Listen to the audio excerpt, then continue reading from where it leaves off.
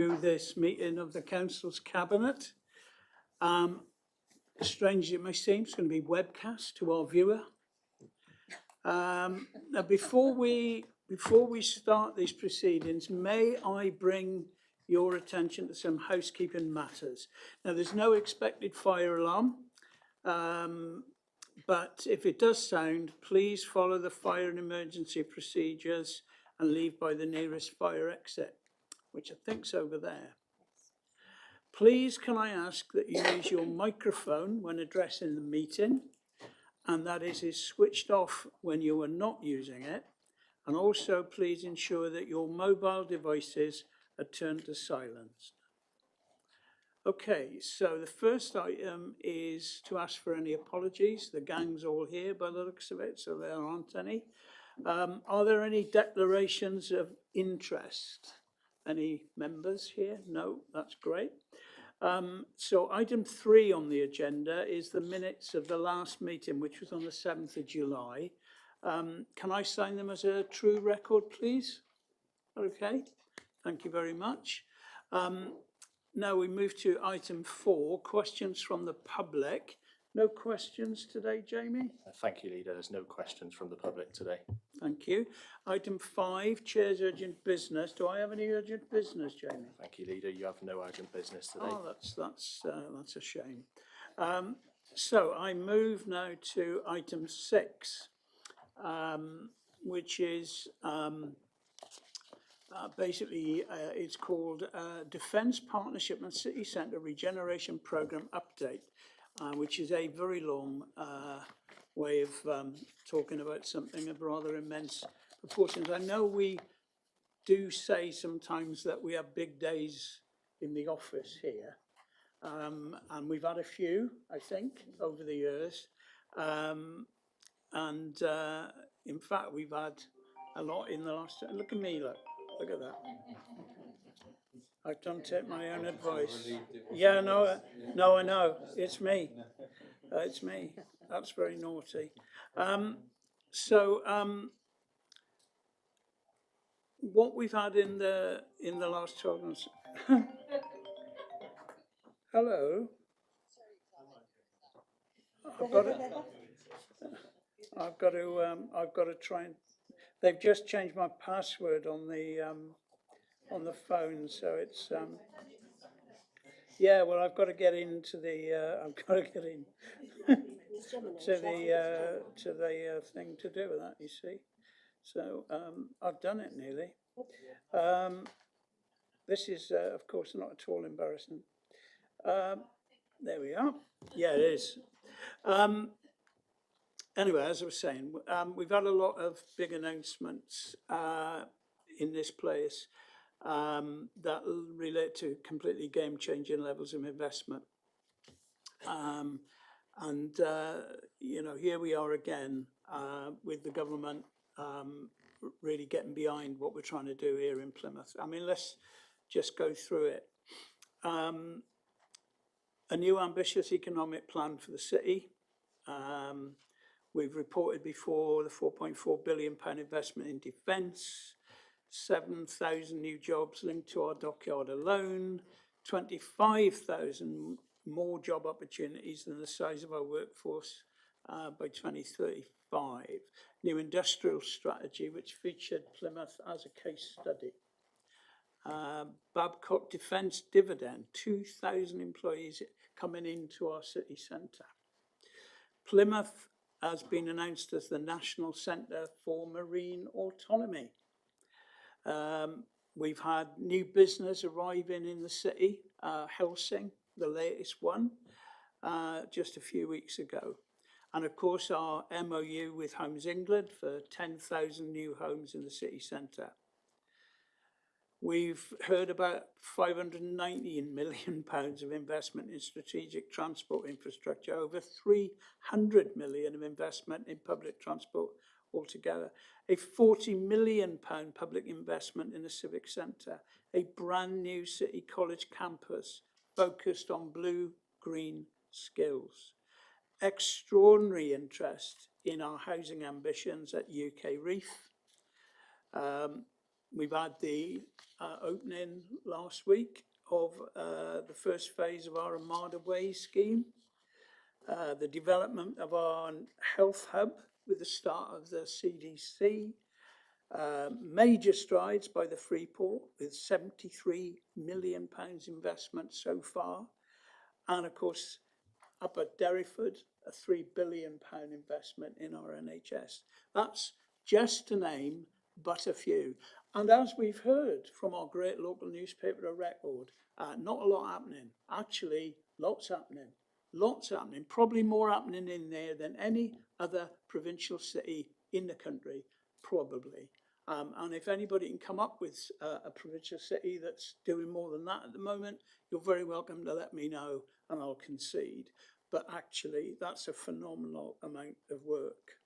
Now, we're going to bring all this together today to set out how we're going to bring it forward, including, of course, the very important work that we're doing with Homes England in and on our city centre.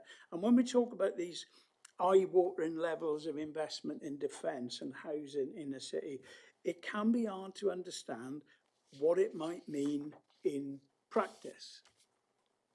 Now, I I was reflecting with Cabinet earlier on this morning about we've come a long way since the announcement of the Growth Board in January that we were going to have an Olympic bid. I mean, if you think about that, what have we achieved in this 8 months? I mean, the Growth Alliance Plymouth itself has been established to make sure that we maximise this once-in-a-generation opportunity. And that's what I meant by that Olympic bid. What will it do? Support all our businesses to benefit and grow, attract new unprecedented levels of inward investment. We, as I've said, become a world-class centre for marine autonomy. Our kids get the best jobs with first-class education. We retain and attract the very best talent. We drive social value and good growth. We have the very best transport and accessibility, and we promote the city, not just across the UK, but globally. But perhaps the greatest opportunity presented by this new defence investment is the opportunity to reimagine our city centre and create an amazing new destination. We want to create homes for our new workforce and use this as a catalyst to regenerate the city centre. We want to put the pride back into the city centre, creating a place that people want to visit. A sought after place to live, with a reputation for amazing culture and nightlife. Now, we've already done a huge amount of work diversifying the city centre. Mark, you know about this more than most of us. But our partnership with Homes England, we had Eamon online a couple of meetings ago. There's new investment in shopping and leisure at the Barcode and Drake Circus. We've secured new health uses at the CDC. We've seen major investment from the university at Intercity Place. We have a new city centre university, of course, at the Arts University Plymouth. We have invested in millions of pounds into high quality public realms, still ongoing, of course, and we have a vibrant city centre company.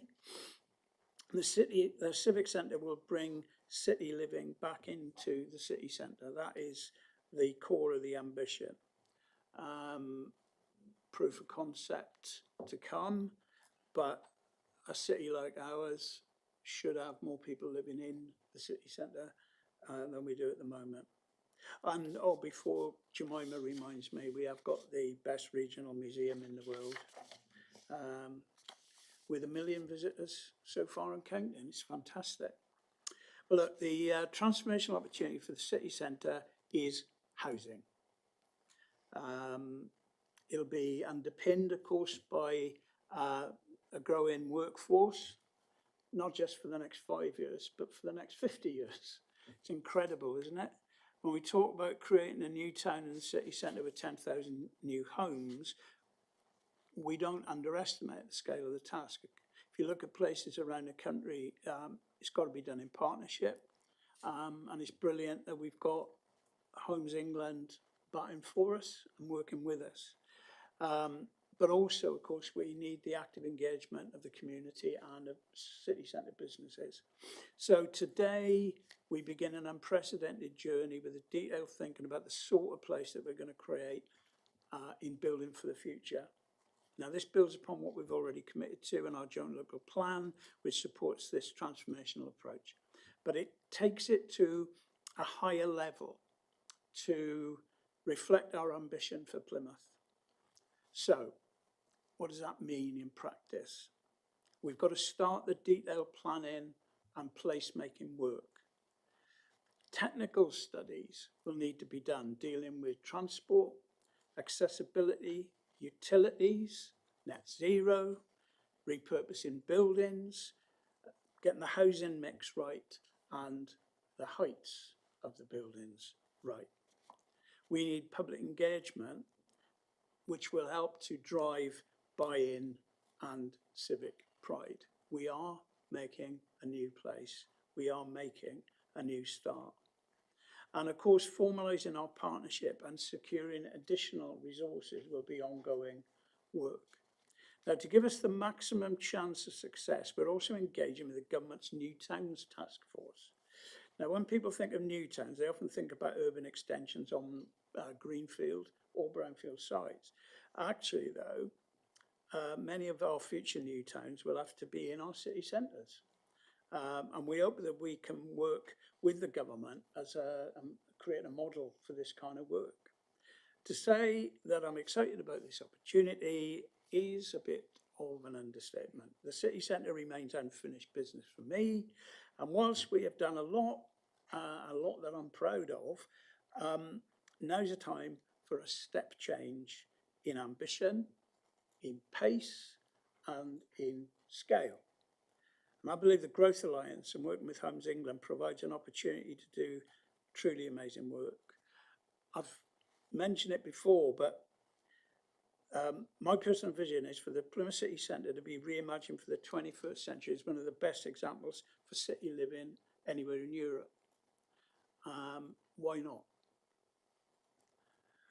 When David Mackey produced his vision for Plymouth, building on Abercrombie's plan for Plymouth, he said he was passing the baton of delivery to us. Well, we did take up the baton, and we are now taking our ambitions to a new level, of which I'm sure all Plymouthians will be proud. So I'm delighted that we have two of our most important partners here today. So I'm going to invite Colette from Babcock and Joe from Homes England to say a few words. You can say many words if you like. It's actually okay. So please, over to you two, in whichever order you prefer.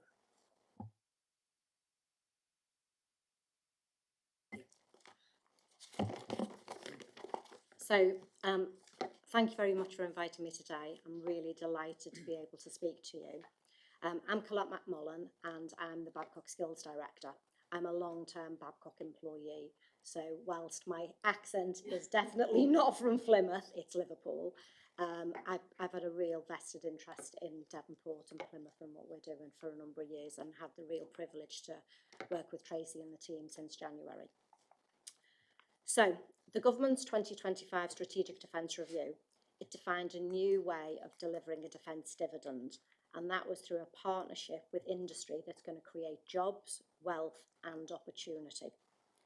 So for Babcock, working with the Navy and the Council, we were already looking about how we can work in partnership to leverage not just the additional 4.4 billion investment, which is a new investment in infrastructure into the dockyard, but actually in the long-term commitment to the national endeavour.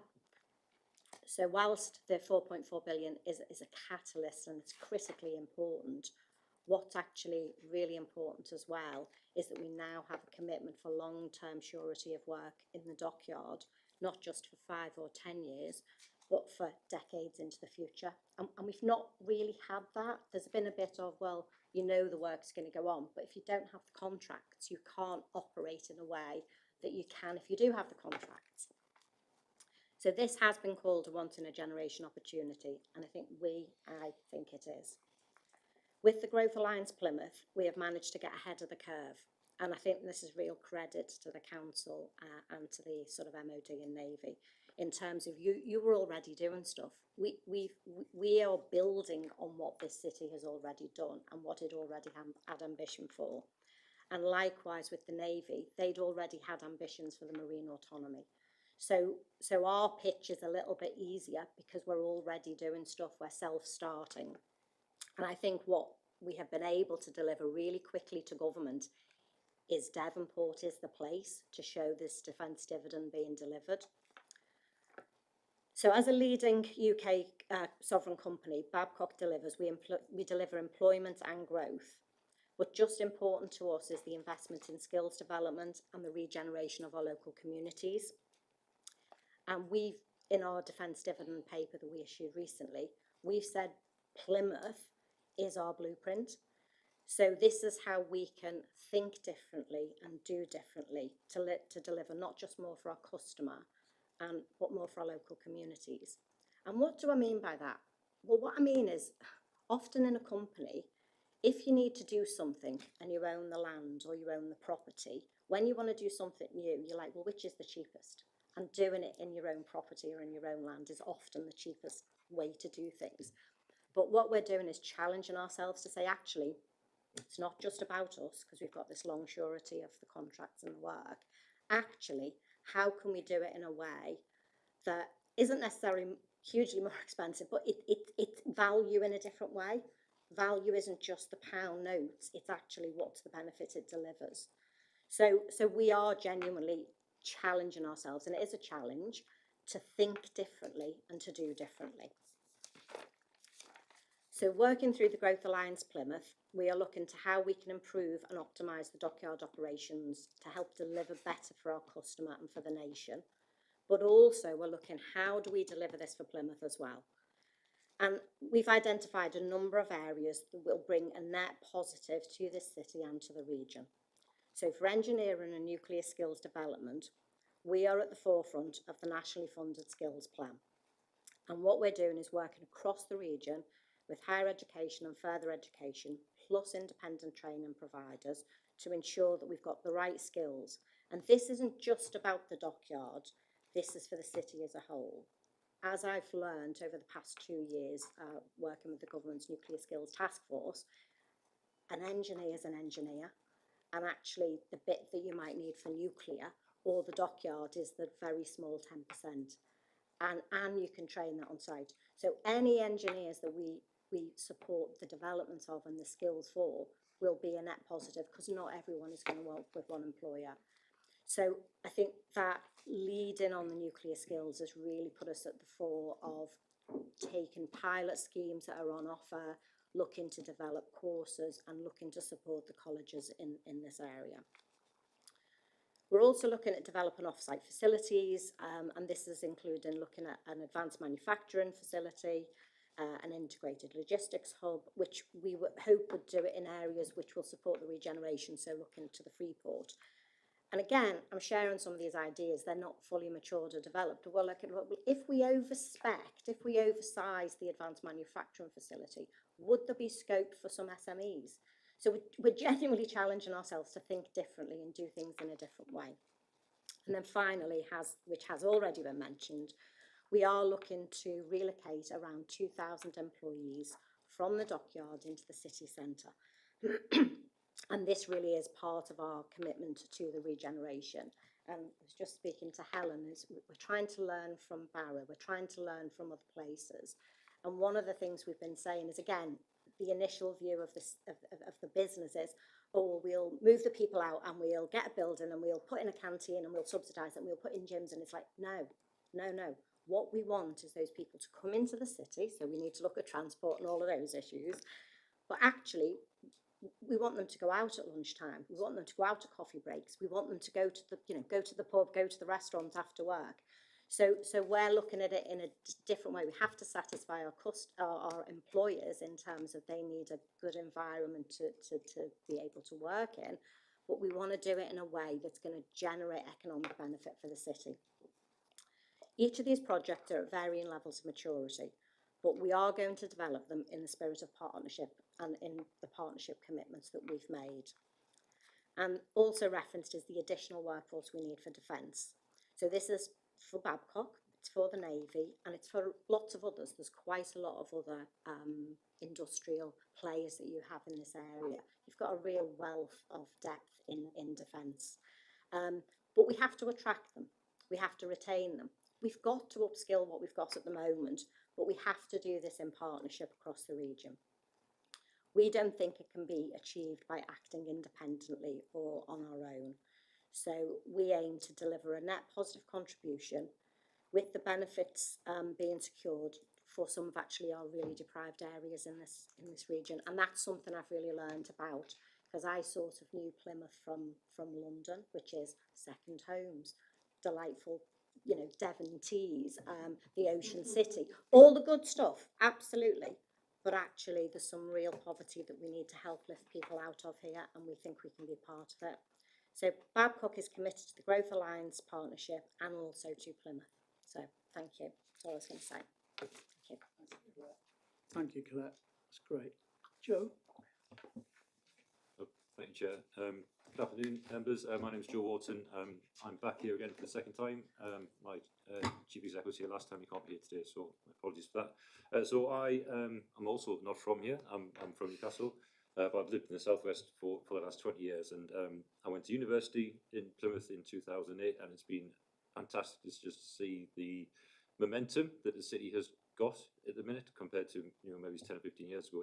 There's something really special that's happening here now. I'm here with Helen Bourne, who is my regional head, and Helen is actually embedded in the team in the city working on all of the regeneration work that's going on here. So to follow on a bit from what Colette said, when we are writing business cases for investment in the city, whether that's grant funding, loan funding, joint ventures, affordable housing, since the change of administration, since the new government, the fundamental question that gets asked is, what is the economic growth opportunity that the housing will unlock? Well, of course, now we have the story with Babcock. It's there, it's really tangible.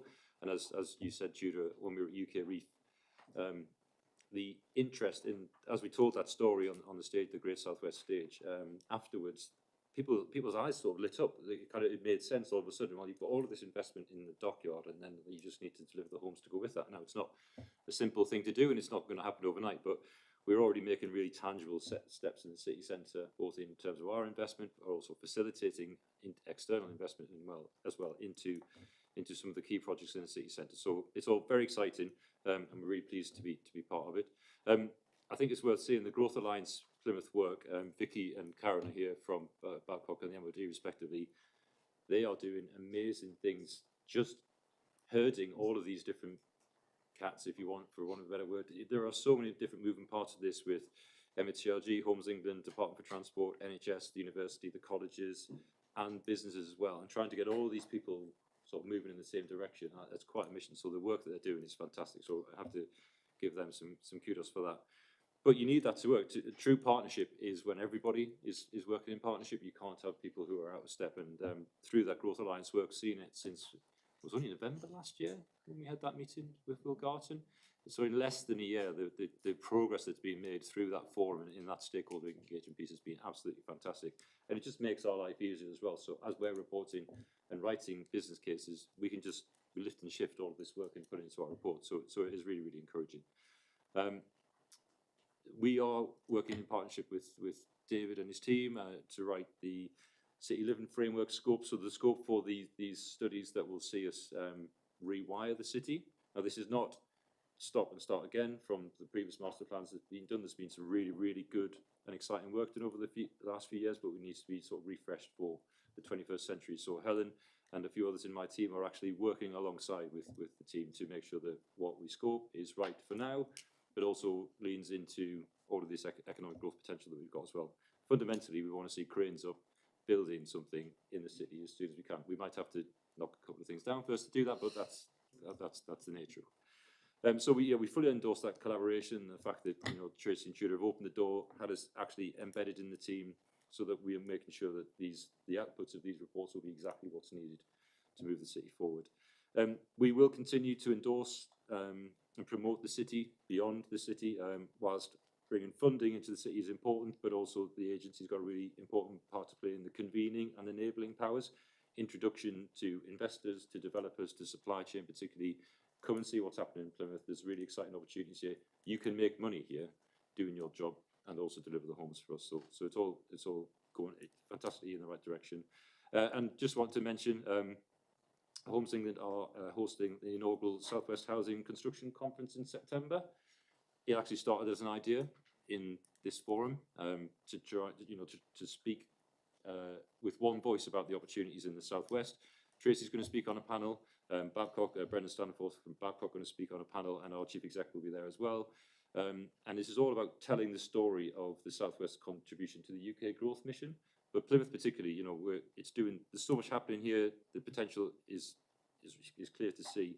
Not just for Plymouth though, it's for the region, right? It's not just what's happening in the city boundaries actually, but into Devon, into Cornwall, and to further than that. You can really tell the story of Plymouth in those terms as well. So all very exciting. We can't wait to get started. And thank you very much again for having us. Thanks. Terrific. Thank you very much indeed, Joe. Could I, sorry, Helen, I should have welcomed you too, so I do apologise. Is there anything you'd like to say at the moment?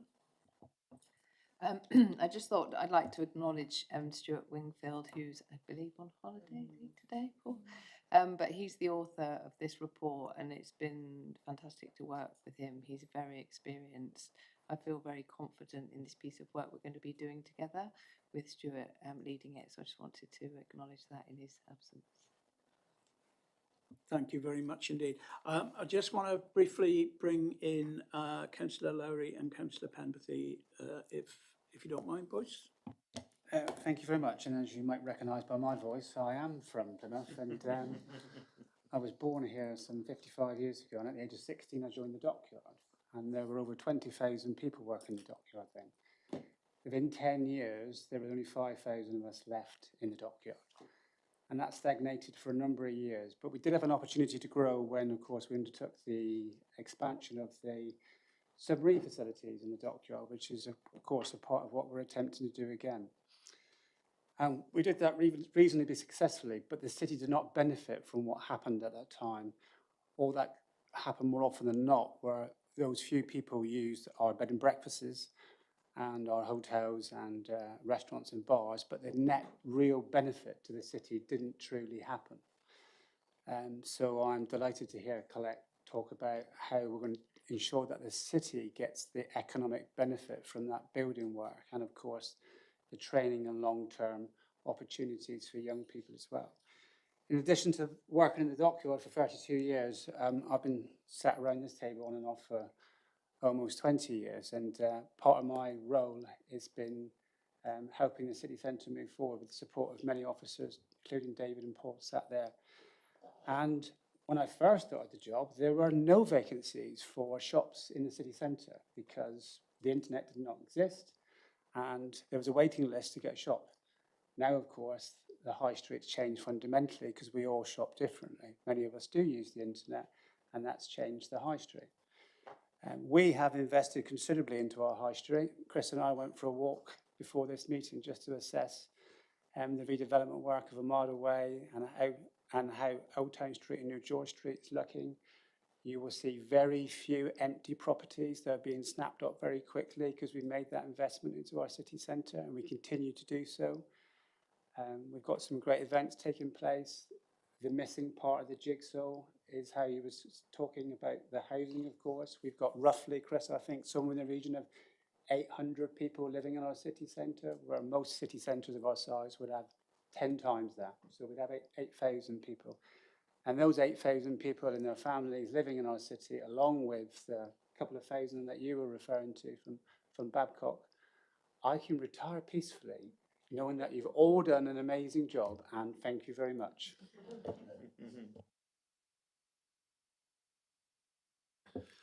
Thank you, Leader. And I'm speaking not only as a portfolio holder for housing, but also as a ward councillor. And like Mark, I'm from Plymouth. Whilst I've never worked in the dockyard. Family members have done, both on the civilian and on the serving side for generations. In fact, going back, some of my ancestors were labourers helping to build some of the older buildings in the estate. We can't get away from the fact that Plymouth and the dockyard are inextricably linked, and the success of one is dependent on the success of the other. And for Plymouth to be a successful city, it's not only about the jobs that are here, but about the homes that people live in and what makes their lives good quality lives. And what we're talking about today is all of that in one. And we're not talking about let's put in a planning permission for one site. We're talking about let's take a step back and breathe a bit while we work out what it is we need to do to plan for lots more housing to be in the city centre. Not a bit of a regeneration, but a transformation. Yeah. Not let's just build some homes, but let's build the infrastructure that make those homes successful homes. What is it that we need in all aspects of life for a new town? If we were to think about the city centre area of the Plymouth pre-war, actually it was very densely populated. What we did post-war was create what every city wanted, which was a central business district. And in some ways, because we did it all at once, we've been caught in that bit of we've done the regeneration, and other cities have continued to do bits and nibbled away, and things have continually changed. That isn't what we've done here in Plymouth, and we've ended up with a city centre that hasn't been on that journey. So now it's not a little bit here or a little bit there. We are talking about transforming something. As a ward councillor, we've already said yes to lots more housing in St Peters because we know that housing's needed, and we know that the sites in our ward tend to be brownfield sites. So intensifying housing in brownfield sites is good because it means we don't have to release greenfield sites to build housing. Putting them in places where lots of things are in reach is good because it cuts car movements, it means people can walk, and that's not about, everyone's got to be living within 15 minutes of each other. But as someone who lives in the city centre, it's great to be able to walk to the Hoe, to the theatre, to the shops, to restaurants, and to actually enjoy life. And that's what we need to think about here, is how are we going to create a new heart for Plymouth that is also transformatively a new town. So I think what we have here is a commitment to working with the current communities living within the city centre, and working with Plymouth Community Homes is going to be really key on that, because most of the permanent residents of the city centre are people living in Plymouth Community Homes accommodation, and with the stakeholders, but also looking at how we work with the communities just outside the city centre who this will also impact on, and how do we build those links between Stonehouse and the city centre, or Mutley and the city centre, which at the moment tend to be very much about major routes which are transport dominated. And what does this mean for people and the way that people use the centre of the city? So what we're talking about here isn't just housing units or bed spaces. What we're talking about here are homes and communities, and the place that needs all of that to happen in terms of design and public realm and housing mixes and housing tenures.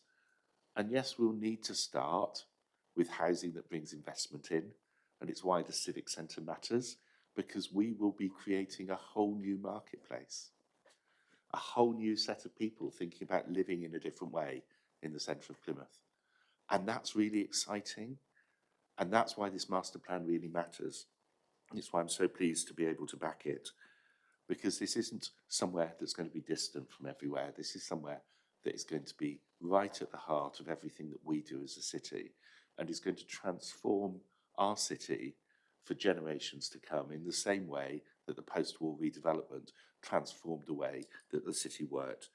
So I'm really pleased that the partners are wanting to learn, wanting to plan, both from a housing perspective and as a ward perspective. I'm really pleased that we're putting people in the middle of this, and I'm looking forward to working on all of that. Thanks a lot. That's lovely. Thank you both very much indeed for that. Tracy, you've had a bit to do with this. What would you like to say? Thank you very much. Leader, as you've said, this is a really big day at the office for us. And this has been 10 years in the making. If you think about all the work that we've done to get us to this point, and particularly a lot's been said about the city centre, the number of times we've pitched to various government officials or ministers around the gap in our city centre being housing, because we'd done interventions, education interventions, we'd done transport interventions, we'd done cultural interventions, you name it, we did it to try and reinvent what city centres and town centres were for. And so the gap has always been the housing offer that we're able to provide in the heart of our city. So linked to this big opportunity that is here and is right in front of us has been quite crucial. So this is our time. This really is our time. But I would just draw your attention to the appendix in the document, which sets out some of the other work streams that the partnership has to deliver on.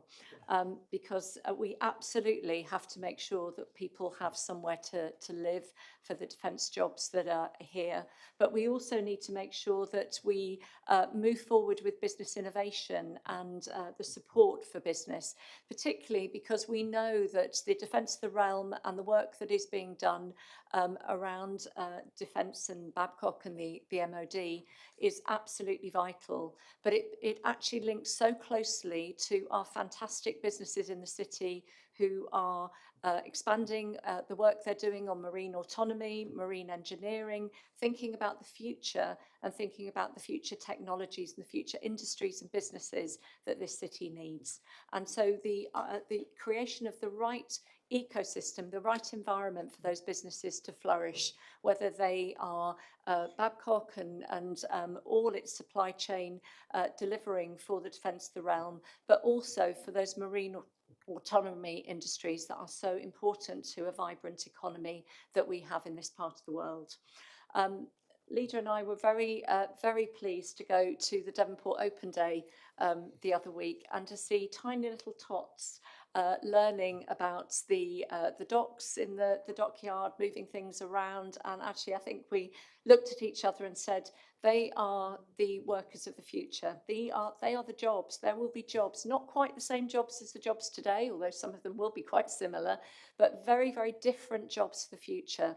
And making sure that we have got a world-class education system, that our children can thrive and do their utmost, do their best, make sure that they are able to access the jobs that are good paid, well-paid jobs.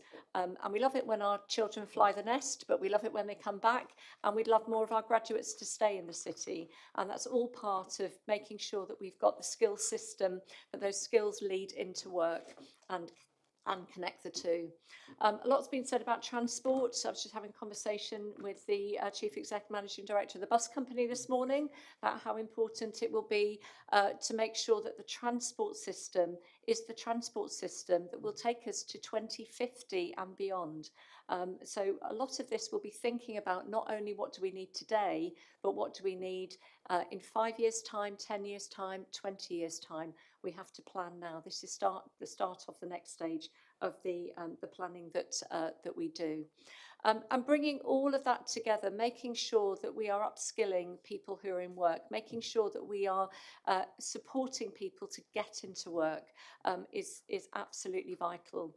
And we don't do this alone, and that's where coming together as a partnership has been so important, having great partners, having the MOD, having Homes England, having Babcock as really key partners to the work that we're doing, but also recognising that we won't, as four partnerships, do that alone either, and working very much with colleagues in Cornwall, in Devon, in Torbay, because this endeavour is a regional endeavour.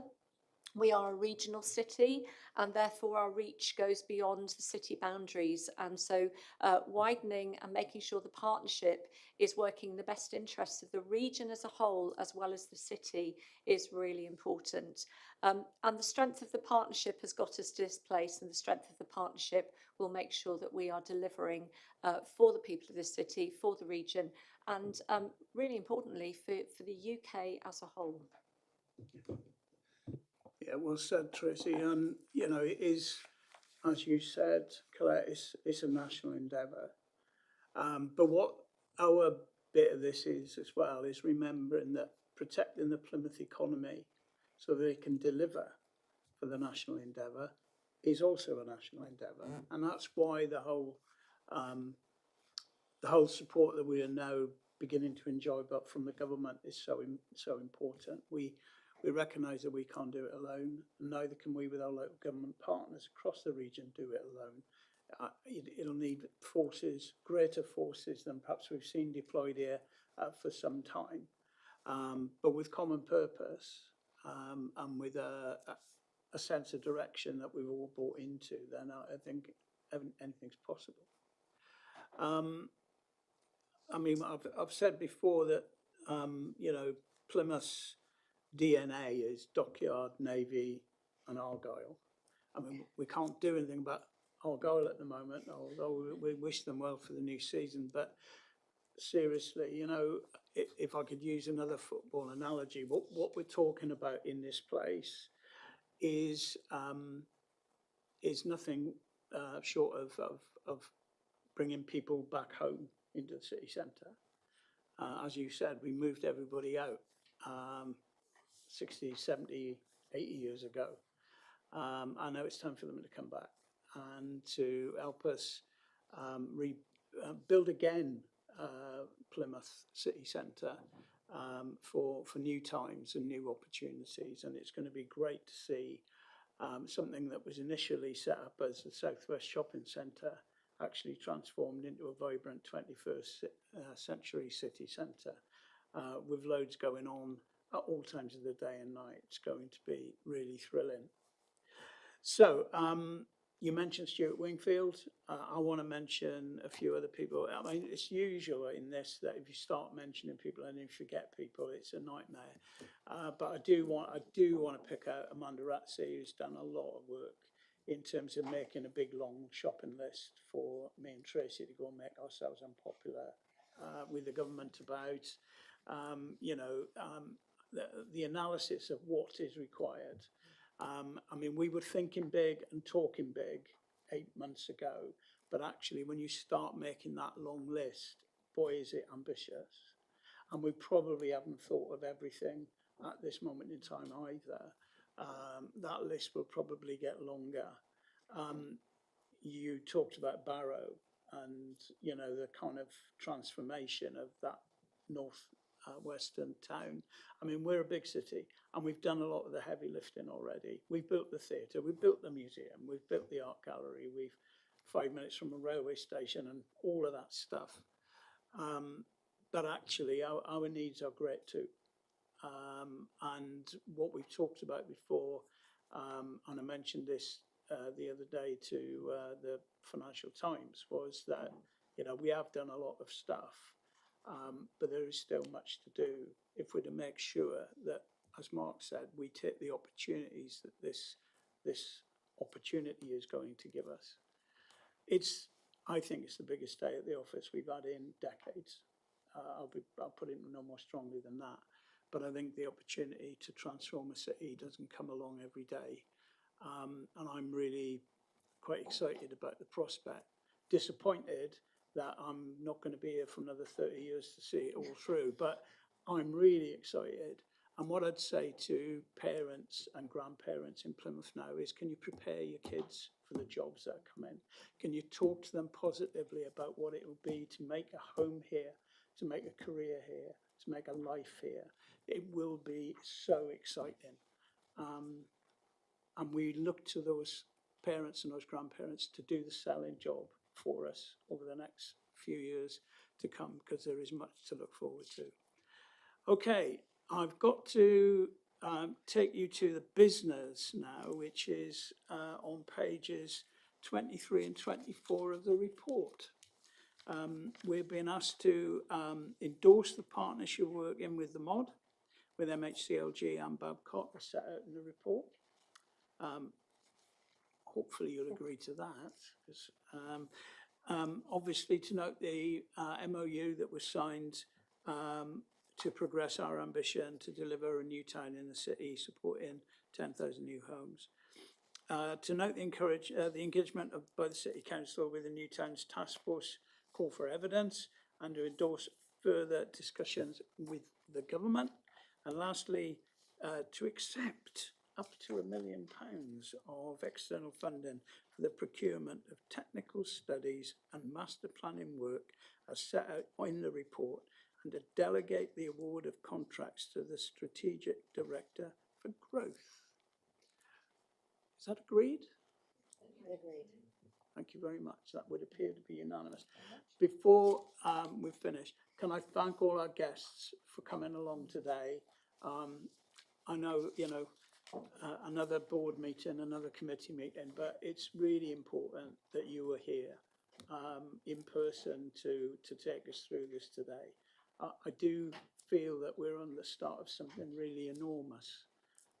And we couldn't wish for better partners to help us to do it. So thank you all very much indeed.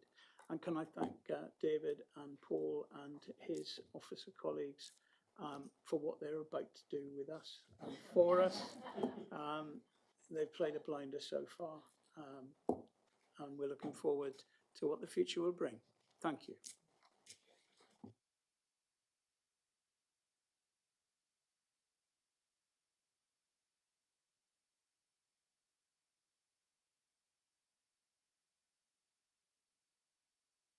I will now move us to the next item of business, which is item 8. No, it's item 7. And Chris, you're flying solo on this one, okay? So if you could introduce the report, please.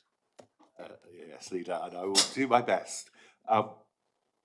Leader, you might remember that in 2018, we, along with councils of all colours across the country, signed the Co-operative Party's Modern Slavery Charter.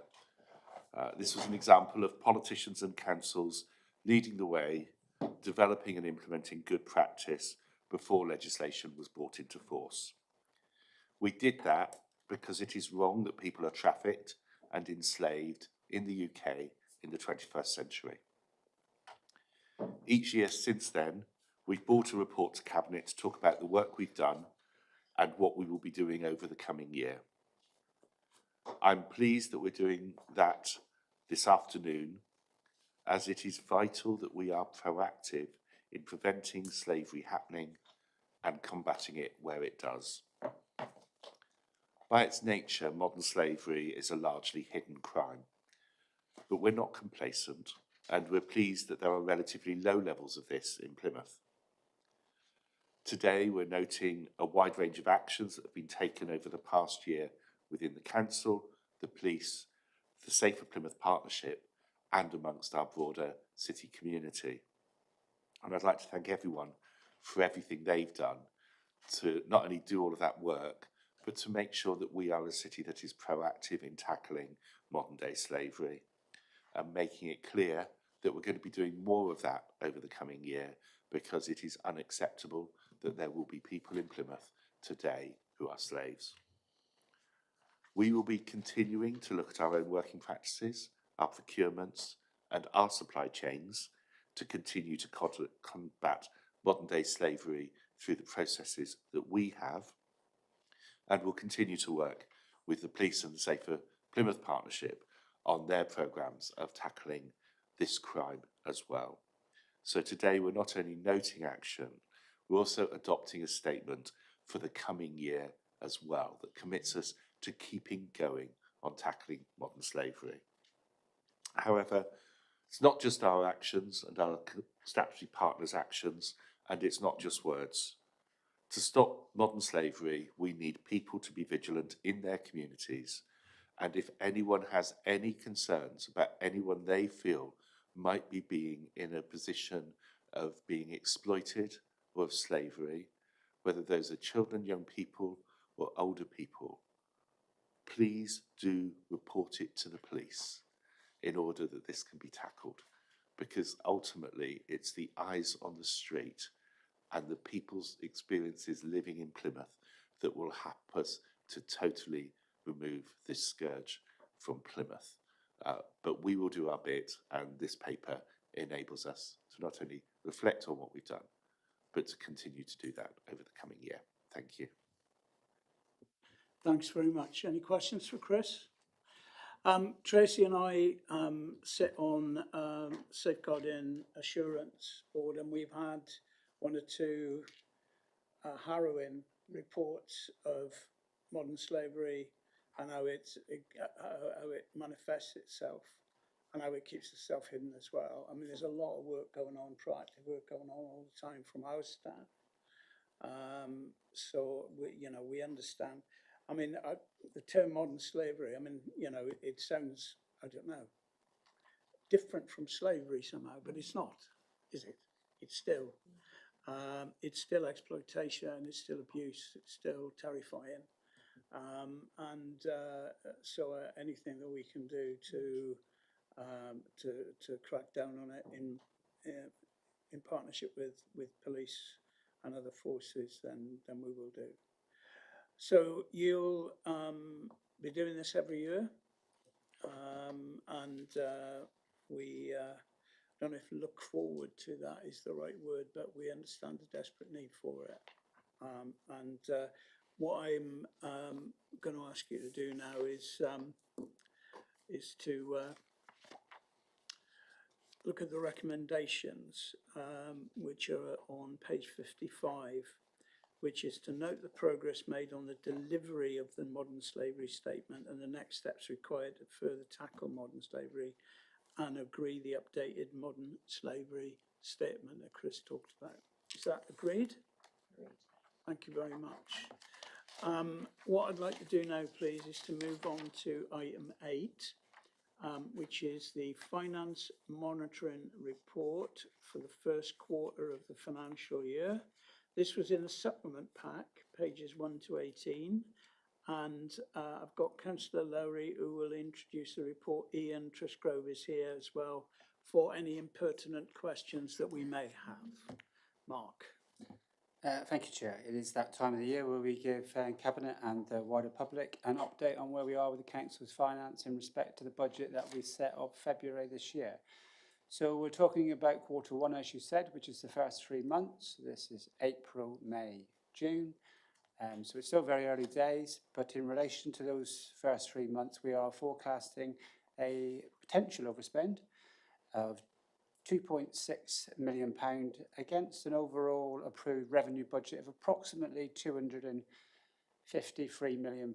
So that equates to just a shy of 1% variation at this stage. And as you know, we go through the year and we report, and hopefully we get rid of that variance to zero. We normally do that through the very hard work of officers in undertaking that difficult task for us. But here and now, we're forecasting a variance of some £2.6 million, principally starting with some of the concerns, Children's Directorate, a total pressure of 0.41 million pounds, which is, I'll call it 418k really, is what we should refer to, £418,000 in relation to social care placements, primarily due to an increase in the number of placements in the independent sector.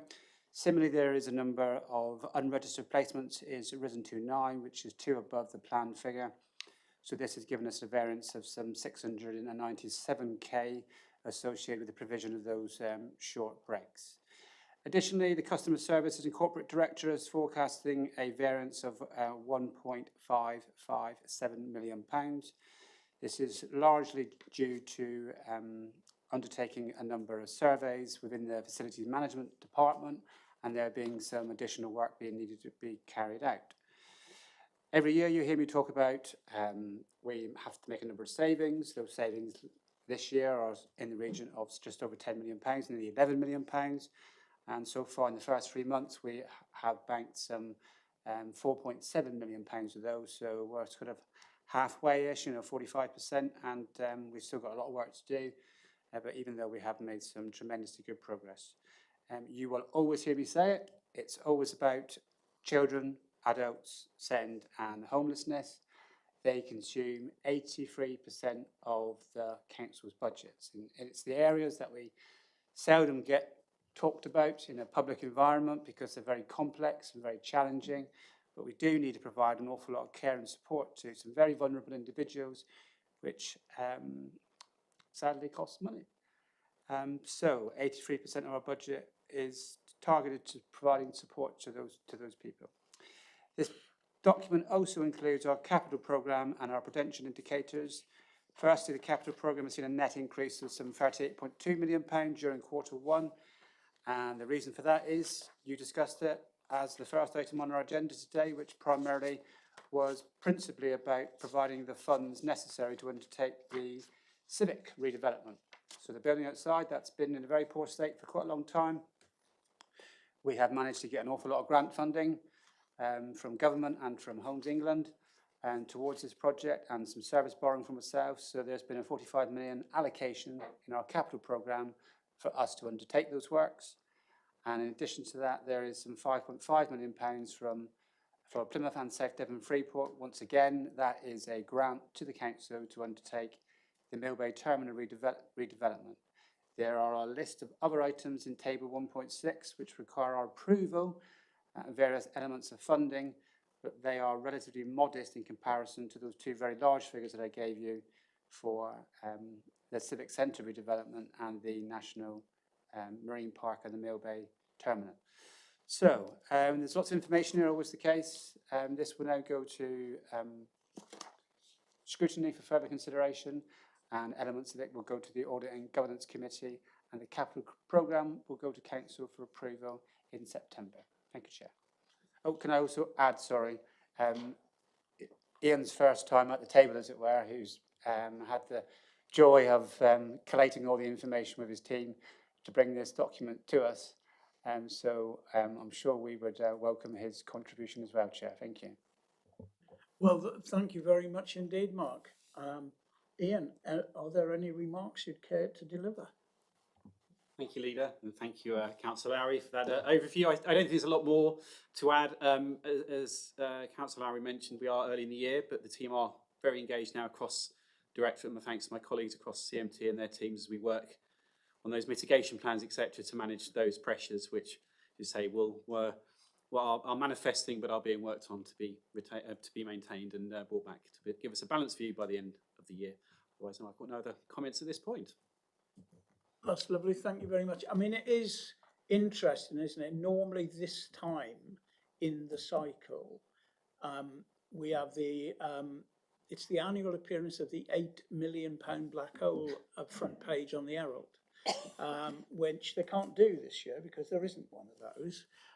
So they'll have to come up with something else, I guess. Perhaps they'll come up with just 1% variation at this time of the year is actually pretty spectacular, given where we've been.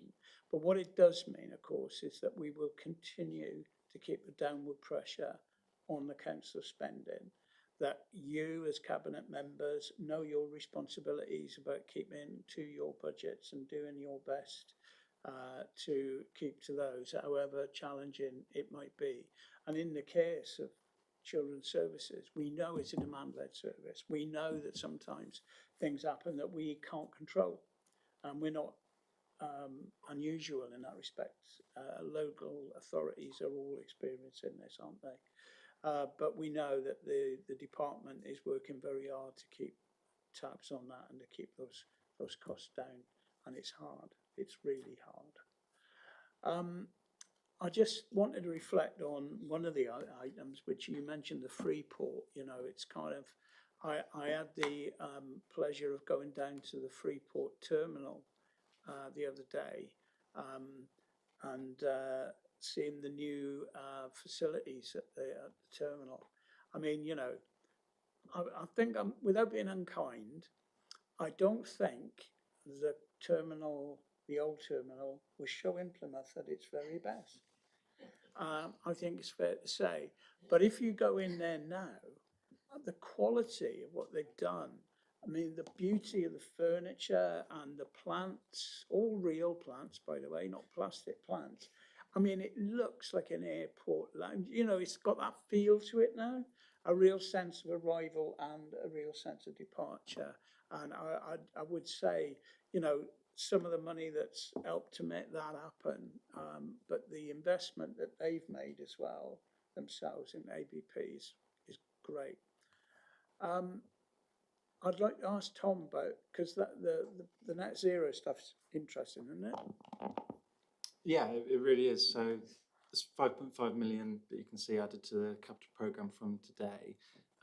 Some of that is about freight turnaround and things which might not sound glamorous, but do have a sustainability aspect to it as well. We know that freight is one of the greenest ways of doing export as a city, so that's really exciting. But linked to this investment as well is the commitment that you signed yourself, Leader, linking up to Brittany Ferries and with associated British ports around the net zero strategy for the ports, and specifically the work that's being done around shore power, so that rather than boats being reliant on fossil fuels to get in and out of our city, they'll be able to do so through electric. And you see how positively the ice cream vans, for instance, that Sally's been involved with, has been on the hoe. This is that on a major scale, so that people coming into and out of our city can do so in a much cleaner way. Okay, lovely. Well, now there are recommendations, which is to note the forecast revenue monitoring position, to note the overall capital budget, which Mark talked about, and to note the performance against prudential indicators for Q1. I think it's really important to say that the finances of the council are being managed very proactively, very professionally, and it's important for us to note that. So, all is in favour of those recommendations? Tar, very much. Thank you very much. Thank you, Ian, and your team. We now move on to item 9. Now, contract award for the provision of community equipment services. Now, there's a part 1 bit to this, and there's part 2, where we've got all the financial malarkey, which you've all read. So if you don't mind, I'd like to take it as read that you have read your council papers in part 2. So you are allowed to make a decision, but don't forget, anything that's commercial and confidential, if you mention that now, we have to go into part 2. So I'm going to try and keep you on the straight and narrow here, and I'm sure our officers will help us do that as well. Over to you two. Thank you. Thank you, Leader. This Cabinet report recommends awarding a 3.25-year contract to Millbrook Healthcare Limited for the delivery of Plymouth Community Equipment Service. This follows the liquidation of the previous provider, NRS Healthcare. NRS Healthcare Limited was awarded the contract in 2022 through a competitive tendering process. The agreement was originally intended to run until January 2029, subject to the use of all available contract extensions. In June this year, Plymouth City Council was notified, along with 40 other contracting authorities, of NRS Healthcare's unstable financial position and the risk of insolvency by the 31st of July this year. Although NRS proposed a recovery plan, it required unanimous support from all the contracting authorities and was not considered viable as a long-term solution. The NRS contract provides and maintains equipment and minor adaptations that are critical in helping people maintain as much independence as possible or support carers carrying out their valued role. It is essential that the council officers began exploring alternative arrangements for the service, including compliant procurement options and the possibility of an emergency response. To ensure continuity of care and reduce disruption to local services and individuals, a short-term emergency contract was put in place with Millbrook Healthcare. This urgent arrangement will cover the supply of essential equipment during the transition period over the next 2 months. The proposed long-term contract with Millbrook Healthcare will restore the service to its intended standards and provide sufficient time to plan and procure a new contract for February 2029. We would like to thank the team across local authorities for their collaboration, the community equipment service staff for their patience during this challenging time, Millbrook Healthcare and Livewell for their swift and effective support. I'll now hand over to Jill, who will provide a little more of the detail. Hello. So Plymouth requires a community equipment service for both adults and children across Plymouth. And it also includes people who live within the outskirts of areas that are registered with the GP in Plymouth. The service provides equipment relating to prescribed clinical need to support people within their own homes, and this includes equipment such as beds, mattresses, mobility aids, but also then supports somebody whether they are in short-term need or also when they need a longer-term plan. Referrals to the service are made by from prescribing organisations such as Livewell South West, University Hospitals Plymouth NHS Trust, St Luke's Hospice, Practice Plus Group Hospitals. The contract for Plymouth includes the delivery and the maintaining of returned equipment and supports approximately 17,000 people across the Plymouth each year. The key service objectives for CES are to provide services that are safe, sustainable, cost-efficient and effective for the benefit of all service users, to contribute to the prevention of inappropriate hospital admissions whilst also looking to reduce the use of domiciliary care, care home placements, residential children's placements through provision of timely and safe community equipment and minor adaptations. It supports safe and timely hospital discharge, reduces the number of separate visits to individual service users in their homes by offering coordinated holistic services delivered by multi-skilled workforces, to support carers and prevent carer breakdown, and to support end of life with the individuals chosen in the individual's chosen environment. The service shall be provided in a manner that meets the principles of best value, including and not limited to the value of money, but also service quality, service performance, high levels of service user and care communications. Equipment issued following assessment by the needs of a clinician will be loaned to the service user for the duration of their clinical need. And in addition to the key objectives I've just mentioned, the service specific to children are to deliver community equipment appropriate to children and young people living in and accessing the community, enabling them to carry out daily living tasks and access their homes and community environments as safely and as appropriately as possible, providing a vital gateway to growth, development, independence, dignity and well-being for children and young people living in the community. Following the notification of NRSS Healthcare likely insolvency on the 31st of July, as already mentioned, we entered a 2-month emergency contract with Millbrook Healthcare, which was effective from the 1st of August to the 30th of September 2025. The interim arrangement does provide a reduced service with limited items and response times. However, NRSS Healthcare did enter a compulsory liquidation on the 1st of August 2025, and Plymouth City Council could not have reasonably anticipated the insolvency and would not have had sufficient time to run a competitive tendering procedure under the Act. It is therefore proposed to award the Plymouth Community Equipment Service contract to Millbrook Healthcare under the Section 41 of the Procurement Act 2023 and also Schedule 5 Direct Award Justification for Urgency. The proposed contract will run for 3.25 years, allowing time to restore the service standards and prepare the full procurement process by February 2029. The estimated annual spend is around 2.8 million, with a total contract value of 9.1 million. The next steps are to publish the required transparency notices as required under the Procurement Act 2023. Thank you very much. Anything to add? Yeah, can I just say in the situation we're in, we're 10 days in now to the emergency contract, and I know it's been said already, but I'd like to just recognise Millbrook Healthcare as the new provider and our partners through the city working together just to keep people safe, to build the service up as quickly as we can, and so far that we seem to be doing well on that. We're on track, so just to acknowledge those partners that have been stepped up to the mark on that. Thank you. Thank you very much indeed. I mean, I've got to say, I mean, we really pulled some irons out of the fire here, haven't you? If you think about, we were merrily going along with NRS and then, you know, whoosh. So, you know, hats off to you. Honestly, what a brilliant bit of negotiation and procurement you've done. And I know, you know, we've got a bit of time now to sort of start chewing over things with them.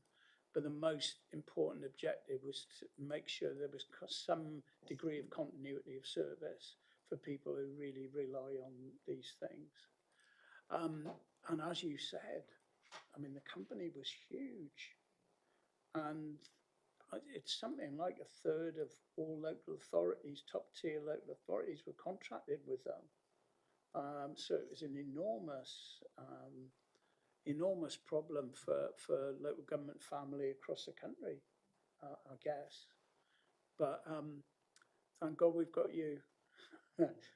So thank you for what you've done, and thank and also I think it's important that we do thank Millbrook as well for stepping up as well and stepping in. It's not just about the money for them, it's also about the clients that they serve as well. So, you know, again, thanks to them. So, any closing remarks from you, Councillor Aspinall? No, just to say well done to the team. They did absolutely brilliantly. You know, we couldn't fault them at all. It was, as you say, touch and go, but they got there. One of the things I'd like to make sure is that anybody listening thinks about if they've got a piece of kit they aren't using anymore because their broken legs been sorted or whatever, don't throw it away. Either take it to the recycling people down at Chelsen Meadow where they'll know what to do with it, or to contact us so that we know there's some kit to be picked up. Because every penny can be saved because it can be reused. Well, absolutely right. I mean, do you ever do, you know, they have knife amnesties? Do you have like crutch amnesties and wheelchair amnesties and stuff like that? We could try that, couldn't we? Maybe we make that the September month is return of bits of kit. Yes, that might be quite useful. We'll have to work on that with Alice on comms. Oh, you never know, it might work. Just to say that there is some communications going out later which directs people to the pod, which allows people to understand how they can return equipment, not only to recycling centres, but also for Millbrook to work with people to be able to collect equipment that hasn't been collected to date. So not so much an amnesty, but we are working towards it. So, so we've got to basically, well, I think we just note the report, do we not? I think. Oh no, sorry. It's a bit more important than that. You've got to have an actual vote on this because we have to direct award a new contract effectively now because we're changing suppliers, and this will come into effect from 1st of October 2025, Mary, as you said, out until 31st January 2029.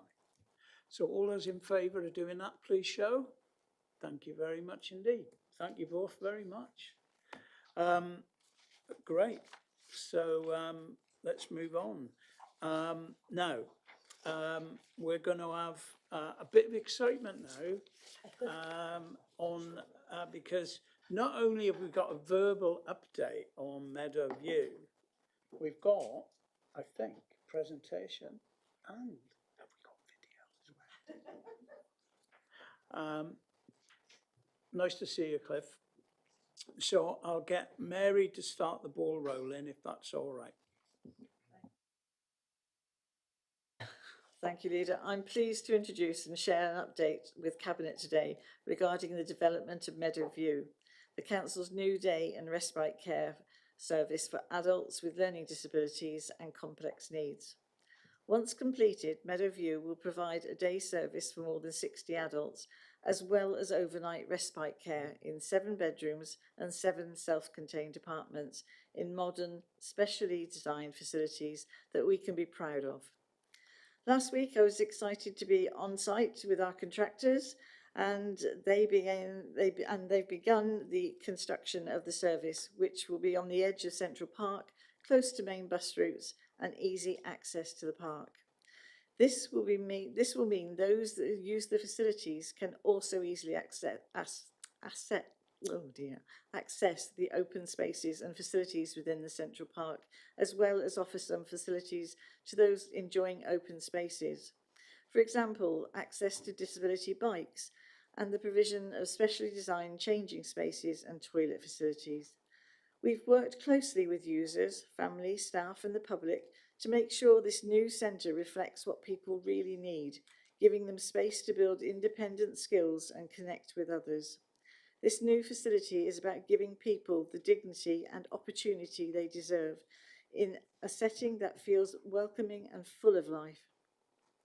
The new building will have a range of appropriately designed facilities to enable and provide independence, as well as facilities which have a broad range of activities for those using the services, including activity spaces, art and craft spaces, sensory gardens and purpose-built sensory room, and accessible cycle hub. They're also going to have a kiln, so your Christmas deckies are all sorted. As well as ensuring the building design is able to meet the needs of people with a range of disabilities, it has also been designed to support the Council's ambition to reduce carbon emissions and will incorporate features that support energy efficiency measures such as solar wind systems, air source heating and triple glazing, as well as a greatly improved and biodiversity of the site. I'd like to hand over to Cliff, but I'm not too sure if Councillor Tom Bryansdale wants to put a little something in before we go to Cliff. I'm happy to just expand on some of the points that you raised, Councillor Aspinall. So Mary mentioned the energy efficiency of the site, and so I just wanted to take a moment to expand on that. So cutting carbon on a building like this is incredibly difficult because of the complex needs of the residents who will be using it and the need for it all to be on a single floor. But the team have gone above and beyond to think about environmental aspects every step of the way. So first of all, instead of using traditional masonry, the building is going to be created through a timber frame, which is really fundamental for carbon cutting. Heated throughout through air source heat pumps, the buildings will be covered with solar PV, and also there's going to be efficient tech throughout that will help with that efficiency. So LED lights, Mary's mentioned triple glazed windows, but also not the most glamorous aspect perhaps, but low water sanitary systems as well to make sure that water isn't being wasted either. The site's central location will make sustainable travel even easier for staff and visitors, with electric buses going right past the door. And also there's going to be new EV charging facilities and a cycle hub which will offer accessible bikes as well. Obviously there's Central Park right there on the doorstep, but there's also lots of new planting going into that as well. Native hedgerows, wildflowers, ornamental shrubs and raised beds too. 55 new trees will be planted, ranging from silver birch to holm oak. So I want to take a moment to thank Mary, Gary, Cliff and everyone in the project team, as well as the partner businesses who've driven forward what is a really ambitious project. Of course, first and foremost, it's a building that's designed as a care facility that's all about supporting people. But I'm really grateful how the environment has been considered in every aspect, right down, of course, to its name of Meadowview. Thank you. Lovely. Okay. Cliff, what say you? Well, lots being said.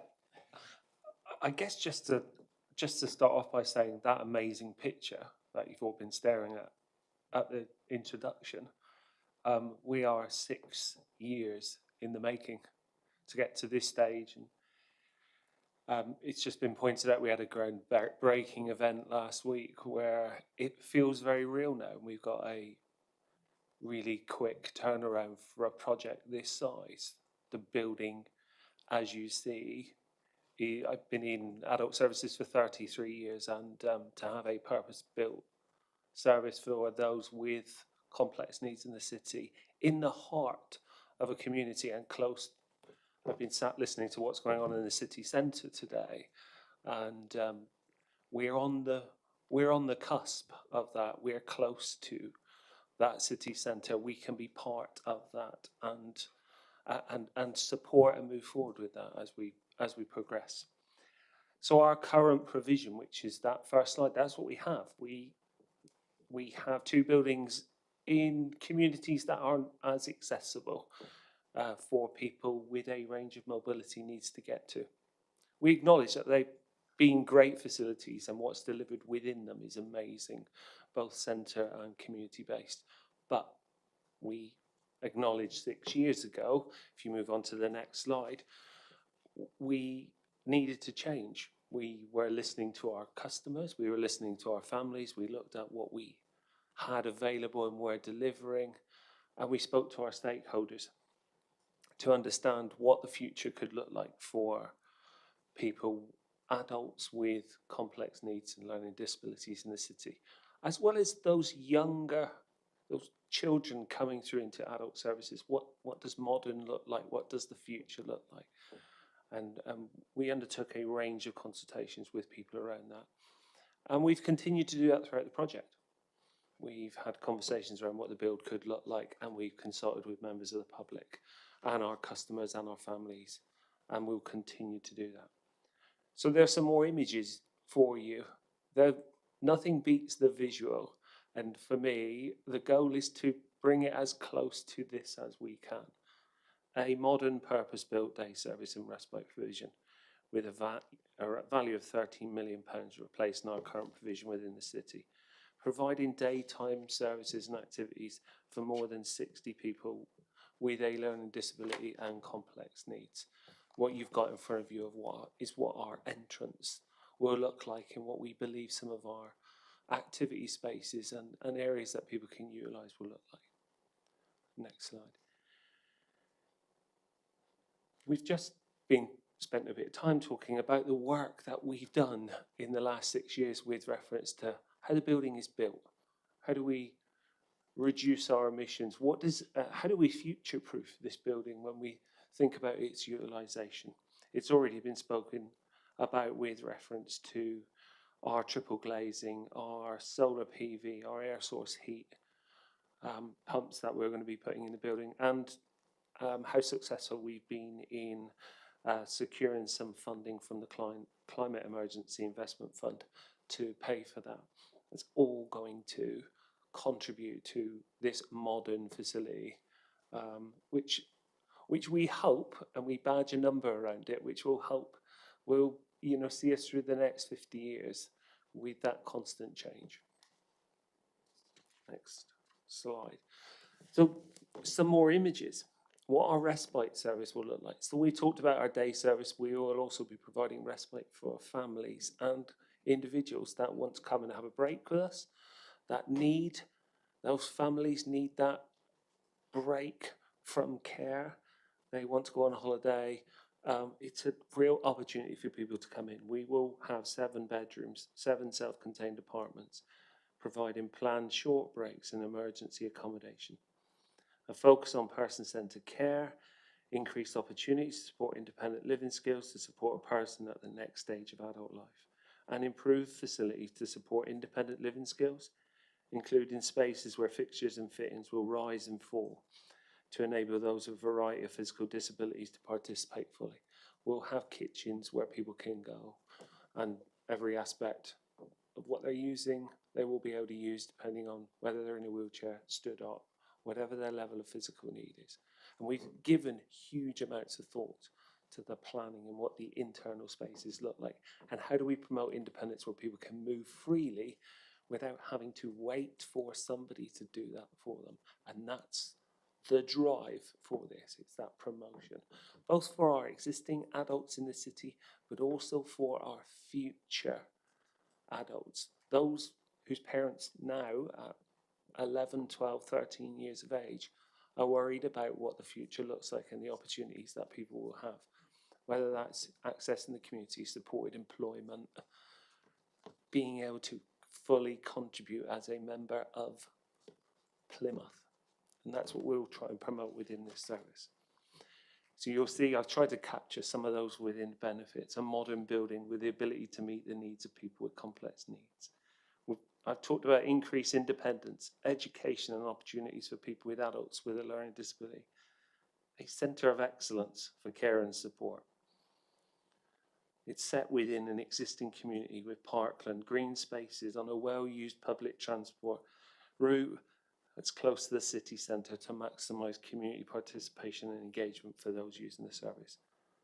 Providing individuals and their carers with a more flexible option for breaks throughout the day, evenings and weekends. And a local service which aims to support individuals in crisis. 2 of our apartments are more robustly built.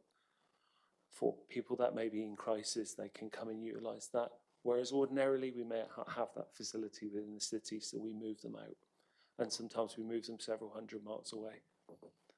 And this enables them to get well quicker, maintain that support network, those families. That's what we're aiming to do. We'll have a pottery room and a kiln. There are probably a number of people that have been to some of our events. We make very good standards of quality pottery and we sell it at local markets. We attend the Christmas fair and we have a store. We go to Tavistock Market. We'll continue with that. Part of what we're trying to do within this facility is both look at what we do internally, but also look at how the community can benefit from it. How do we bring people in? How do we involve those that are using our service within the community? Our neighbours, Plymouth Argo, the Life Centre, the park, everything that is going on within that area. How do we move out into that and give people opportunities, but also how do we get people to come in? We've all talked about our cycle hub and the space that we will have. We have a range of accessible cycles now which we will use, but also we will encourage members of Plymouth to come and use with their family members, with their friends, and make that a place in which people can come as a small hub. My vision, my goal would be to have then a small pop-up that our customers could then be part of working on and delivering. Part of being and giving something back and having a real role. We've got changing places. We know nationally appropriate changing places for people with physical disabilities. There are very few spaces, nowhere near as many as it should be. We are putting 7 of them within this building, 1 of which will be accessible for members of the public to come and utilise with their own key and support their relative or family member or friend to come and use that facility. We've already spoken about modern sensory room, sensory garden relaxation that our customers, our own people using our service, but also other people can come and utilise, bringing that in. And a more appropriate space that enables independence, promotes inclusion, and supports person-centred care. And I'm thinking it's the last slide. So timeline for the project. It feels a long time since we to get to this point, and it is. We kept going through COVID, and there were numerous delays trying to find the right site. But here we are. We have a timeline of by the end of summer 2026. We are hoping to be in. We will have platforms on site for our customers to go and visually see what is going on. We have a time-lapse camera that anyone can log into and see the build. And that will be on the council website. We have a dedicated web page on the council website where we will upload photographs and images and promote this project for the next 12 months during that build. So people can get excited, feel involved, and come and experience what we're trying to achieve there.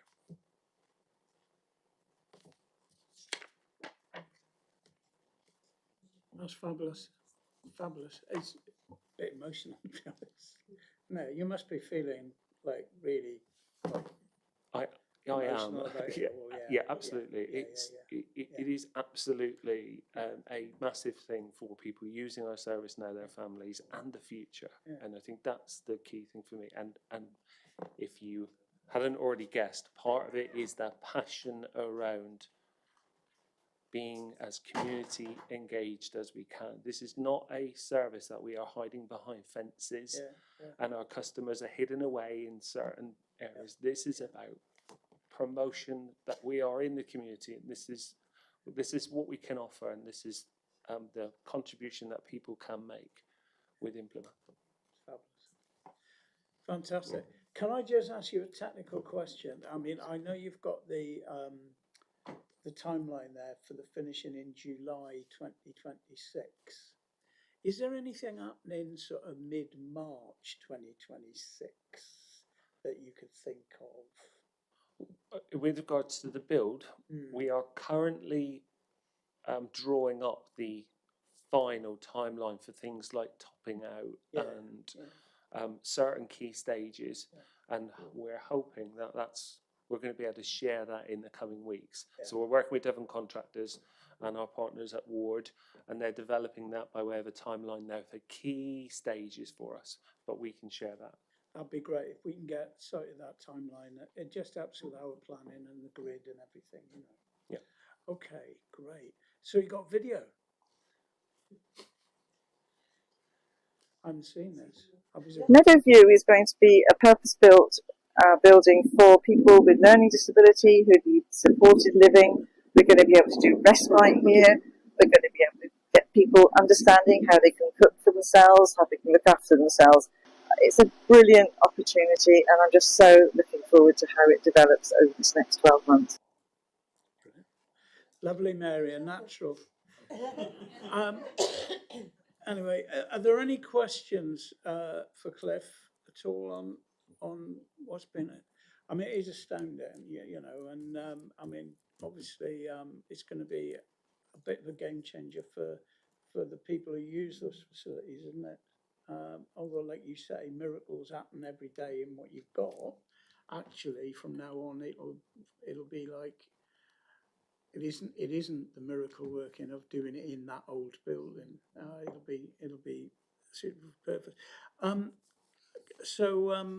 Could I ask, because that's a lovely detailed presentation, can NAF do with getting that out to the rest of the council to have a look at? Without having to go to scrutiny, actually send it. Can we email that out to all councillors so they know what we're up to? Would that be all right? Because it's such a clear explanation of what's happening and when. Is that all right? Okay, well, perhaps you could pop back and give us an update at some point in the next 9 months. It's an astonishingly quick output, isn't it? So it's fantastic. Thank you very much. Thank you. Thank you so much. That's great. And we note that report, do we not? Yes. Lovely. Thank you. Now, speaking of more good news, item 11, I'm going to ask Jemima to introduce this next report. David's here, of course, as well. So over to you. This is another good news story, Jemima. Yeah, it really is. Thank you, Leader. I'm delighted to introduce the findings of the focus visit to Plymouth Children's Services, which was completed as part of the Ofsted inspection framework on the 1st and 2nd of July. The focus visit reviewed our arrangements for care leavers and the progress that had been made since the previous ILACS inspection, which took place in January 2024. So a bit of context, the care leavers team are currently supporting 286 care experienced young people aged 18 to 24, each of whom has an allocated personal advisor, which is known as a PA. The team work with 131 further children in care, aged 16 or 17, who are supported jointly by their social worker with a PA. The team of personal advisors and social workers support the young people with all aspects of their lives as they navigate their pathway from childhood to adulthood. And as chair of the Corporate Parenting Board, I'm really proud that Ofsted found that Plymouth City Council was an ambitious corporate parent.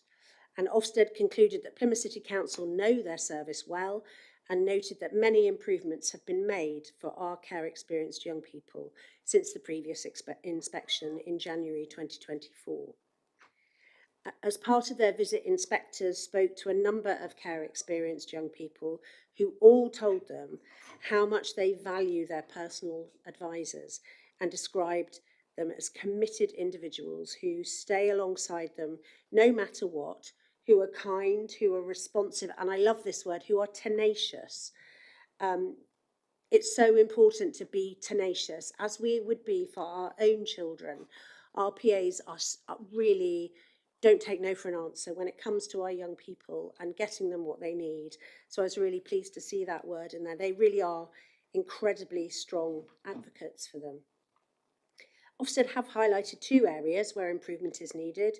Accommodation pathways for young people. They specifically highlighted that some young people are living in bed and breakfast accommodation for too long, and the quality of supervision and management oversight. And we completely accept there are still improvements that need to be made in order to give our young people the best possible start to their adult life. And council teams are working collaboratively with all our partners to make these improvements as swiftly as possible. And I will ensure that the Corporate Parenting Board has strong oversight of these improvements. And I want to add my personal thanks to David, to the team, to all the personal advisors, because it's just absolutely clear from what Ofsted told us that they care so much and they work so hard on behalf of our young people to really give them the very best start to being an adult. And, you know, you can't take that for granted. It's incredible. They work very, very hard, and I'm very grateful. Thank you, Leader. Thanks very much. Any questions or comments from people? I mean, it's less than a year, isn't it? Or just over a year, I mean, and that's an incredible amount. I think when we looked at the judgment last time and how much work was to be done, to have done so much so quickly is a tribute to the staff. Actually, if I might say so, to your tenacity as well, because we know how much you care about this and how much you drive, how much personal capital you bring to it, and I want to thank you for that, Jemima. But there is still work to do, and some of this is not surface specific so much as market dependent and opportunity dependent in terms of the provision of that accommodation. But I mean, there have been some amazing developments, like the flats that you're so proud of. For example, in terms of helping those care leavers to make that bridge to independent living, for example. So we know that we've got some skills in that regard, but there needs to be more. We know that, and we're committed to doing that, as we are their parents, and that's what you want for your own kids, isn't it? So that's what we'll do. Anything you want to add to this? David, you?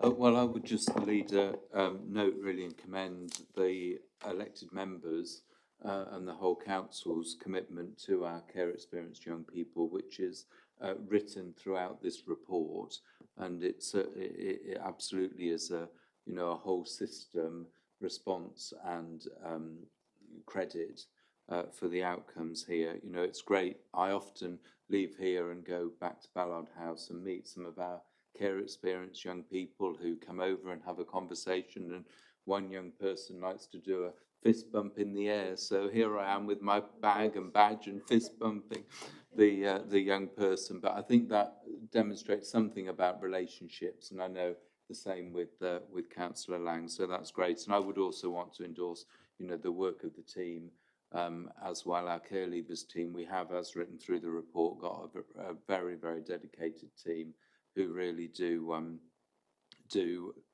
to look after the children, young people, as if they were their own, and really want to and do you know, every day go the extra mile for them. I think one of the assurances for us as we're here in Plymouth, which is geographically, you know, a long way from other parts of the country, they felt that our care leavers who were in other parts of the country, and particularly our asylum-seeking young people, the majority of whom are not in Plymouth, they received an equally good service from us, as well as those people that were here. And, you know, that does, again, take some commitment to ensure that you achieve that, and you go and you make your visits and you take time to see those young people up and down the country.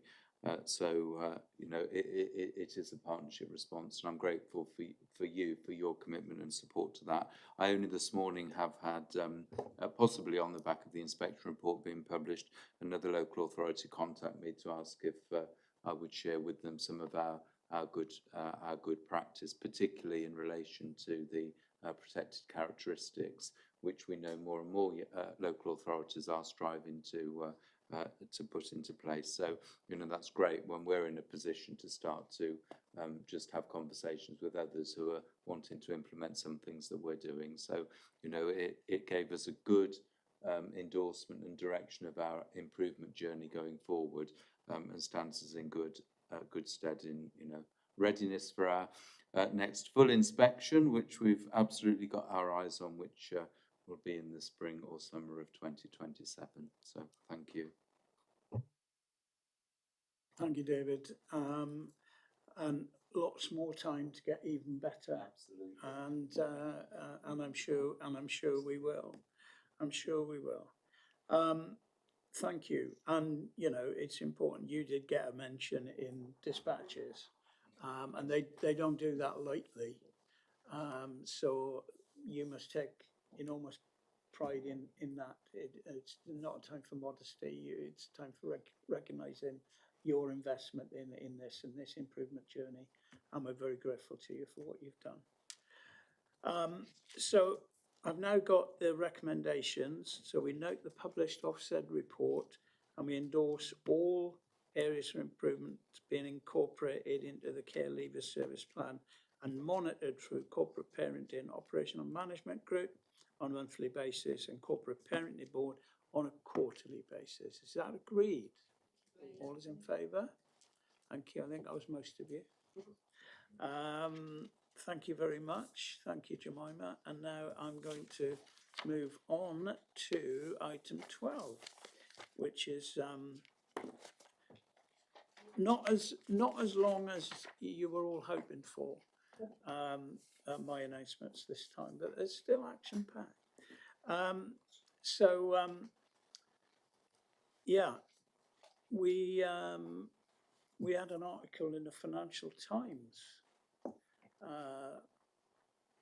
last week. I don't know whether any of you are big readers of the Financial Times, but we've done it again. I bumped into George Parker, who older listeners may remember was a trainee reporter on the Western Morning News, which was when I first came across him. And I bumped into him in the UK Reef, and we had a chat. And he rang me up a couple of weeks ago and said, I've been asked to write an article on improvements in the southwest of England. He's now the political editor, I think it is, of the Financial Times. So he's done quite well for himself, actually, George. So he wrote a very complimentary article, didn't he? Citing us as a booming university and a revitalised defence industry, putting Plymouth on the map, a city for the 21st century. And also gave a mention to cultural placemaking and the box as well. So that was a nice bit of, you know, positive coverage for us in the national press. So I was part of a wonderful event at Tyneside for the unveiling of the improvements that we have made to Tyneside. Well, a few of us were there. which was very nice. And Taryn Nixon was with us, who's a big supporter, National Lottery officer for the region. She's a really big fan of what we're doing here in Plymouth, I have to say, and her speech was just cracking, wasn't it? It was absolutely amazing. But what was also amazing was when Lewis Pugh turned up, the UN Ambassador of the Oceans, and a Plymouth lad, turned up to our opening event as well and said a few words, which was absolutely brilliant. And of course, we also had some of our funders there. MHCLG were there, and the Youth Investment Fund. So we had a lovely time. I was really pleased because I unveiled not one but 2 plaques, which is, you know, quite nice. So what I would say to people listening in, if you haven't had the chance yet, we've created an amazing new event space down at Tinside. It's got the best views in Plymouth, there's no doubt about it. There's a new kitchen and bar facility, a new public sun terrace with a coffee pod. That's not the little tiny pods, it's a bit bigger than that. Improved public access and better accessibility, and a revamped youth hub with the learning space and new children changing facilities. It's really good. Best window in Plymouth, probably. And available for hire for events, weddings, I think. There have already been inquiries about. So it's fantastic. And don't forget, you know, it was only a couple of years ago that we had an expedition into floor 1 of Tinside, and we met with this terrible, abandoned, desolate place. It was grim. Grim, yeah, it's grim. If you think about grim and then go a bit further grimmer than that, that was how grim it was. I mean, it wasn't just paint peeling off, plaster was crumbling, it was just horrendous. And, you know, it had long been abandoned, really. What they have done, the team, the building team, the architects and our council officers, is nothing short of transformational. It's incredible. So if you get the chance, and like I say, to all businesses in Plymouth, what a space to have an event for your staff, whether it's a conference or whether it's a rewards evening or whatever it would be. It's a fantastic place to do. So we're, you know, bringing heritage back again down at Tinside, I think that's fair to say. The money that is going to be made from that facility will help to fund the National Marine Park and all its good works, which is tremendous. I have got to say a big thank you, though, to Taryn and the National Lottery people, because that Heritage Fund is really paying dividends. So work underway there. We're also now at Mountbatten as well. That's going very well. We'll have an update on that perhaps at sometime in the near future too. I think that would be a good idea. The garden battery next year, which at Mount Edgecombe is going to be amazing. We're going to get that underway next year. Anyway, speaking of the National Marine Park, we've published our annual report for the National Marine Park, and it's been a pretty amazing year beyond the capital projects. So the capital projects are amazing in themselves, but here's some of the key stats for the NMP. 970 students have visited Plymouth Sound National Marine Park in their first year. 100% of teachers would recommend our See in Our Schools programme. It's not bad, 100%, because I know teachers that don't give 100%. At least that's what they said to me. We have £116,000 in effect of the value of our volunteer contribution. 328 volunteer hours on beach cleans alone. 8,700 people were engaged through the Meet the Marine Park events. 25,000 visitors attended Sea Fest. That's pretty amazing. amazing, isn't it? Our social media reached 340,000 people. 6 million people saw Countryfile on the National Marine Park featuring the rays. You'll remember those. And we have recently secured another £5 million worth of matched funding. So it's all going very well. Amazing. Swimmingly. Brilliant. So that's all from me. So I'd like now, please, to turn to the Cabinet Member Updates, item 13. And I'm going to go, first of all, to Sally Hayden. Thank you, Leader. Tomorrow, the 12th of August, we'll see Plymouth Crematorium. The park has been open for 12 months. It's hard to believe, isn't it? The park are now supporting not just bereaved families in Plymouth, but further afield into Cornwall and South Hams. And in this time, the bereavement service has supported bereaved families and delivered just over 2,400 cremations. The public cafe is also seeing an increase in takings month on month. And the function rooms have delivered 380 wakes. So I don't know if I can class that as a success. I would like to say, and I think, you know, where we look at Cabinet today and we look at the Meadow, and, you know, we do build some beautiful buildings in our cities. So that's that one. On a lighter note, shall we say, we have the British Firework Championship this week coming to the city, and that will be held on the 13th and 14th of August. So this is sponsored by Association of British Ports for the second year running. So thank you very much to them for their sponsorship. We will have we'll have music up on the How. There'll be lots of entertainment like the fun fairs and things like that.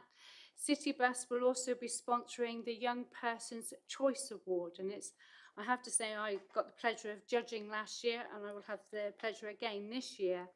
And it's really nice to sit with the young people and listen to how they get the oohs and the ahs and what makes them think it. So that's really good. So that's happening this week up on the How. And then on Friday, we will be supporting VJ Day. So this is 80 years on after World War II. And we'll be supporting the parade from St Andrews to the Crown Plaza. And this is organised by the Far East Prisoners of War Group. And when they get to the Crown Plaza, there'll be lots of great music, anything from the 40s, 50s and 60s will be going on as well. And then later on the 23rd of August, we have the West End Carnival. So that's got a full programme as well with free entertainment to be able to enjoy as well. And lastly, Leader, I just want to say I've got some great news regarding libraries. So we've been doing an awful lot of partnership working, and my vision is to make libraries more of a community hub. And I'm pleased to announce, as from the 20th of August, Santander, that is the banking, will be offering a banking service at Plympton Library every Wednesday for at least the next year. Santander is closing their branch at Ridgeway, and the library will host a face-to-face service. Wednesday is normally a closed day for the library, but with further good news. What this will mean is we'll be able to open our library for like self-service and printing, photocopying. So once again, that library will be opened again thanks to Santander going in there. And libraries are still obviously working very closely with our families and our wellbeing hubs in our city, which, for instance, at the Plymouth Library, there's a satellite family hub has recently launched with the support from Bernardo's. And we've got more stuff in process with Estover and Prospect Library, you'll be very pleased to hear, Leader. But the rest of my announcements I'm going to leave for another time, if that's okay. Keeping stuff up your sleeve, eh?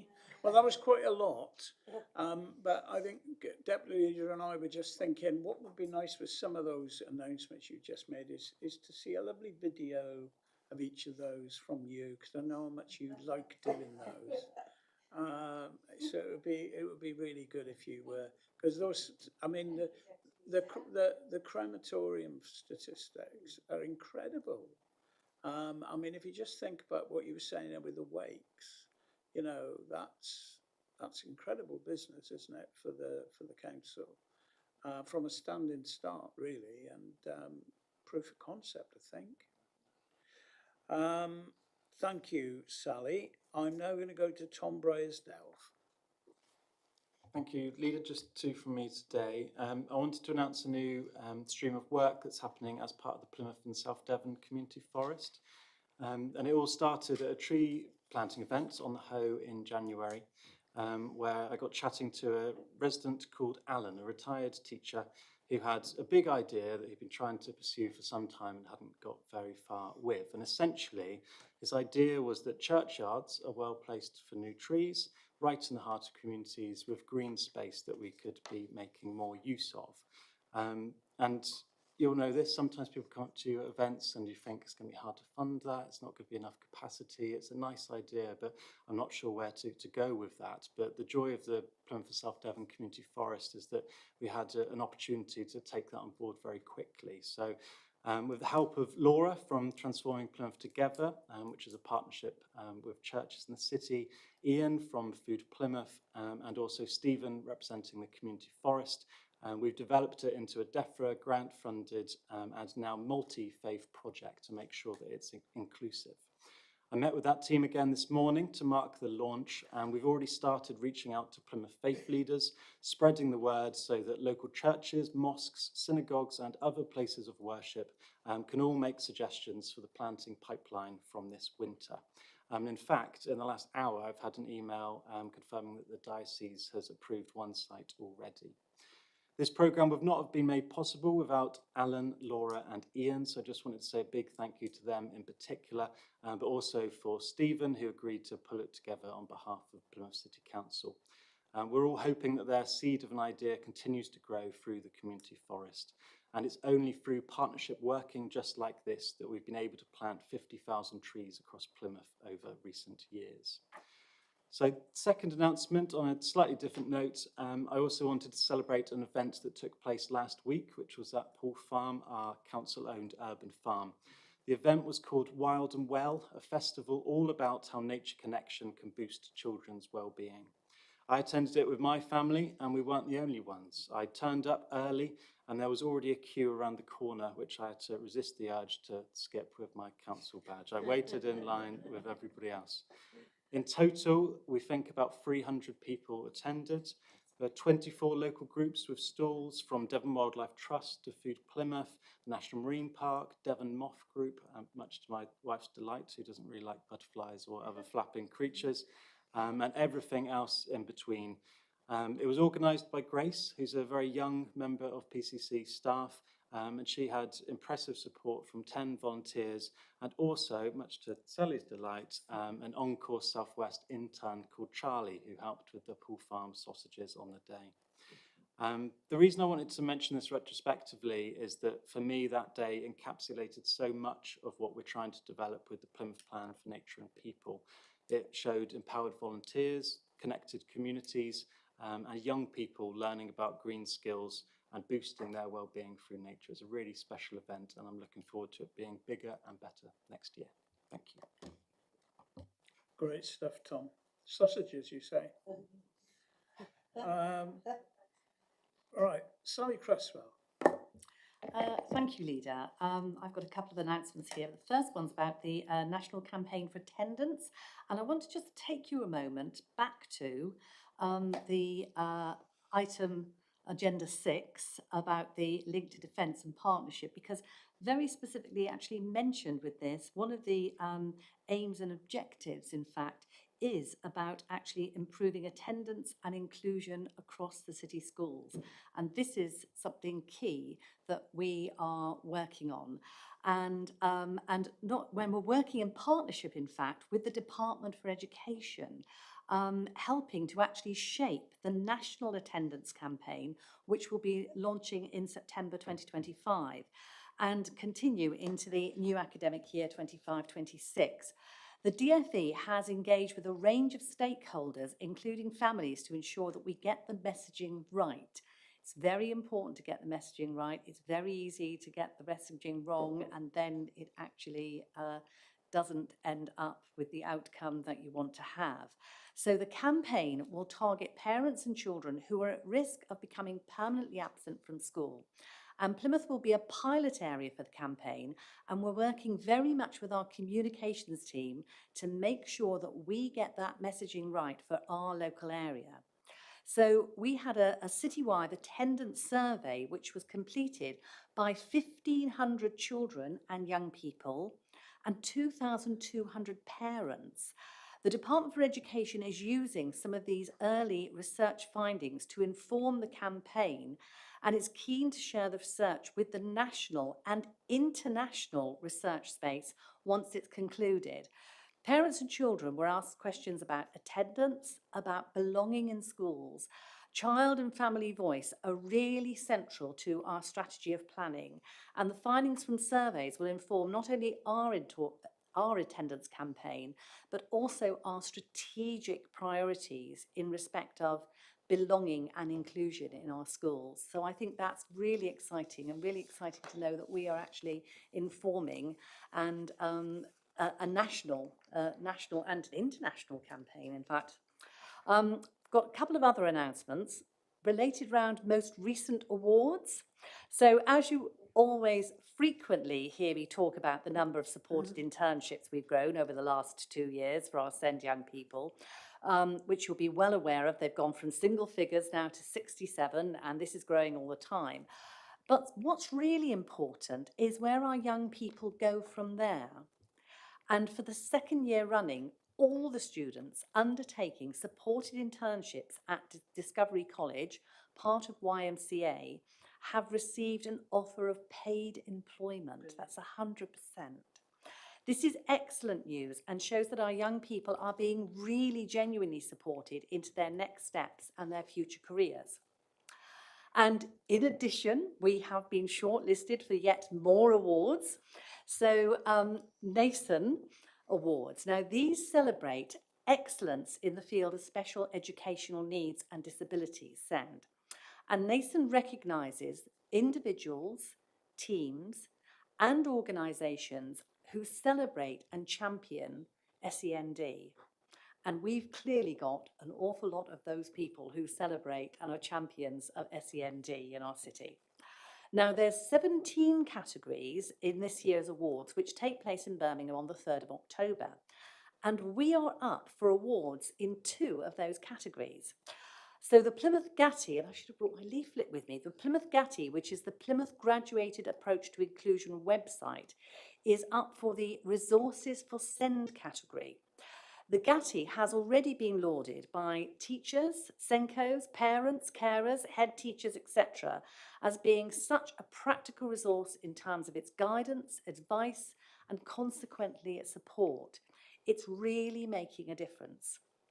And the other award is in the category of Co-Production Initiative of the Year.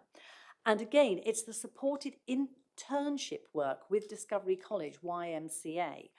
But some great supported internships in the fields of sport, leisure, hospitality, and those green spaces that Tom was talking about there, to name but a few. But what I think is really gratifying is to be acknowledged here is because it's not just about our successes I spoke about earlier with young people's successes in terms of their successful completions of supported internships, but is actually genuine co-production work that's going on. And this co-production, and I think it's fair to say, isn't it, Councillor Lang and also to David as well, is actually becoming very much part of our DNA. We're not playing lip service to this. And what we're seeing as a result are really great genuine benefits. So thank you very much, Leader. Well, we wish everybody well. Are you going? Because the last time you went, we won. I'm just saying. I don't know if it helps. I think I am going to go. I think I'm going as sort of like a private kind of capacity, so I can really support my team, because we've got, you know, 2 teams up for awards here. Yes, and I promise I'll bring the award back. Well, don't do that, because obviously, yeah, we want a pleasant surprise that we win it. I meant that in terms Or of a me shock. not keeping the award as I did for so long. Actually, at home, I had to have it prized out of my hands. Yes, you so, did. Yes, Yes, you did. So that's what I can't guarantee to bring an award. It meant a lot. So if I could now move to Jemima. Thank you, Leader. I want to start with a celebration. So 4 of our care experienced young people have recently graduated from university with degrees in nursing, graphic design, economics and fine art. And I'm incredibly proud of the amazing achievements of these young people. And I'm delighted that our local offer ensures that our students in higher education are really well supported. And I reckon we should give them a round of applause, because that's, you know, that's really good. And I've talked about Mockingbird here a few times, but an update on Mockingbird. So Foster for Plymouth now has 2 established Mockingbird constellations, as we call them, which in total is supporting 17 fostering and kinship households. And there are 31 children living within these homes. The 3rd Mockingbird, I just had the invitation actually for the to mark the opening of the 3rd Mockingbird constellation, which is going to be launched in early September and focuses support around a group of foster carers who live in Cornwall. They're caring for Plymouth children, but they live in Cornwall. The hub home carers have been appointed, and the constellation is currently being developed with 7 fostering households. And plans are already underway for our 4th constellation before the end of the year. Our Mockingbird families have enjoyed a range of activities together, including a trip to Butlins, swimming, cinema trips, litter picking, park trips, arts and craft activities, breakfast mornings, picnics, movie evenings, and taking part together in fit and fed activities. And actually, Councillor Creswell and I bumped into Jo, one of our hub carers, with a group of carers and the young people that they're looking after at Fit and Fed at Victoria Park. It's just such an incredible model of supporting our foster carers, and to be heading towards, you know, with plans for our 4th constellation. It's really good going. It's a very supportive environment, and really makes being a local authority carer a very attractive proposition because of the support you get. I've said it before here, but it's the idea of, you know, it takes a village to raise a child, and these constellations really are that support network for each other. And I mean, you know, this absolute cavalcade of activity that they all go on together is absolutely incredible.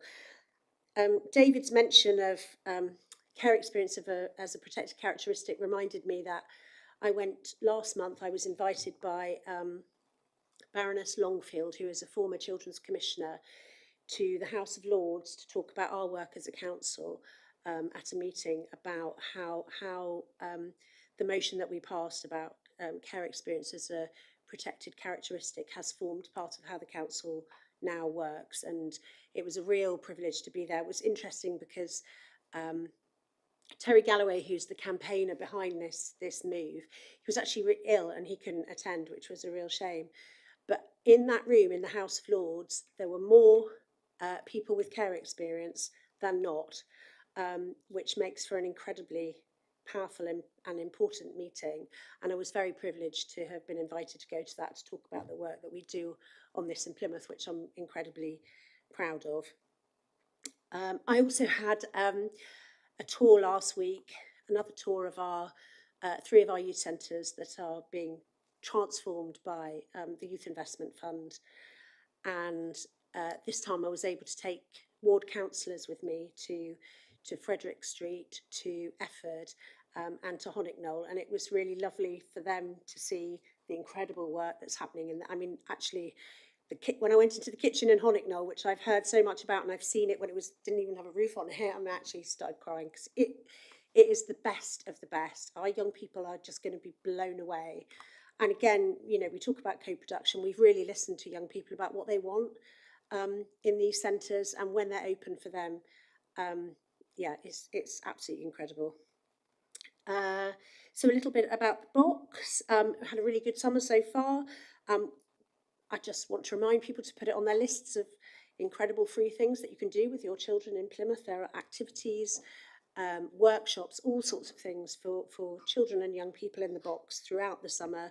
The Surrealism Show, the incredible Surrealism Show, finishes on the 7th of September, and also we're making plans for a public event because it's actually going to be the box's 5th birthday in September, which is quite a milestone. So I talked last cabinet about Hello Sailor, because it was kind of 2 days after Hello Sailor, the incredible Jeremy Deller happening. Can't think of another way to describe it. But actually that incredible Beryl Cook inflatable figure was absolute centrepiece of the national celebration at Trafalgar Square. And it was incredible photos of this reclining nude in the fountains at Trafalgar Square. So Plymouth was absolutely at the heart of that incredible national celebration. And the media response to our announcements about the Beryl Cook show has been pretty incredible as well. So that's a very exciting thing that is going to be happening from January. And I wanted to mention on Friday I went to Summer in the Scene Dock, which is a kind of mini festival that the Theatre Royal have been able to create because Hamilton, incredible show, which I was very privileged to go and see last week, is here for such an amount of time that they can actually use the space, the car park space that the trucks normally come in and out, bringing the shows in.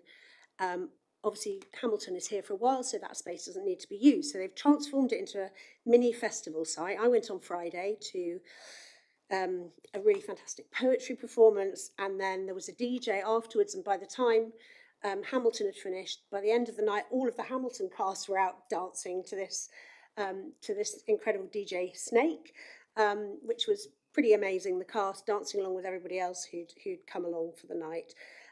There's a musical theatre quiz next week on Thursday, which I can't go to because I'm at the fireworks, which is a good reason, but I feel really sure I probably would have won that if I was able to go. But it's just a really incredible use of that space to provide a whole host of events, most of which are free, and the ones that aren't free are pretty low cost. So it's on throughout the Thursday, Friday and Saturday of August. So have a look and go along, because I'm sure you'll find something that you'll enjoy. Thank you, Leader. Yeah, there's nothing going on in Plymouth, is there? Nothing. Fantastic. Thank you, Jemima, for that. Sudan. I'll carry on with the activities then, I think. So we've talked about swimming a lot, and you know, some of the decisions we make in the council are absolutely brilliant for families right across the city. So I thought you would like to know that at Mount Wise, where you know we took the decision that Mount Wise should remain free. We've changed the booking system so we can encourage more people to go. But in June, over 10,000 people went swimming at Mount Wise. And I've worked it out, and that's just over 300 or so a day. I mean, I know we've had great weather, and I know that always helps, but even so, to be able to support those people across the city to access a brilliant Lido is just fantastic. So sticking with the numbers, I thought you might like to know that if you look at the centres that Plymouth Active Leisure run, which is the Life Centre, Mount Wise, Plimpton Port and Tyneside, nearly 100,000 people went to those 4 spaces during the month of June. And that is incredible. You know that we invested in the gym not that long ago.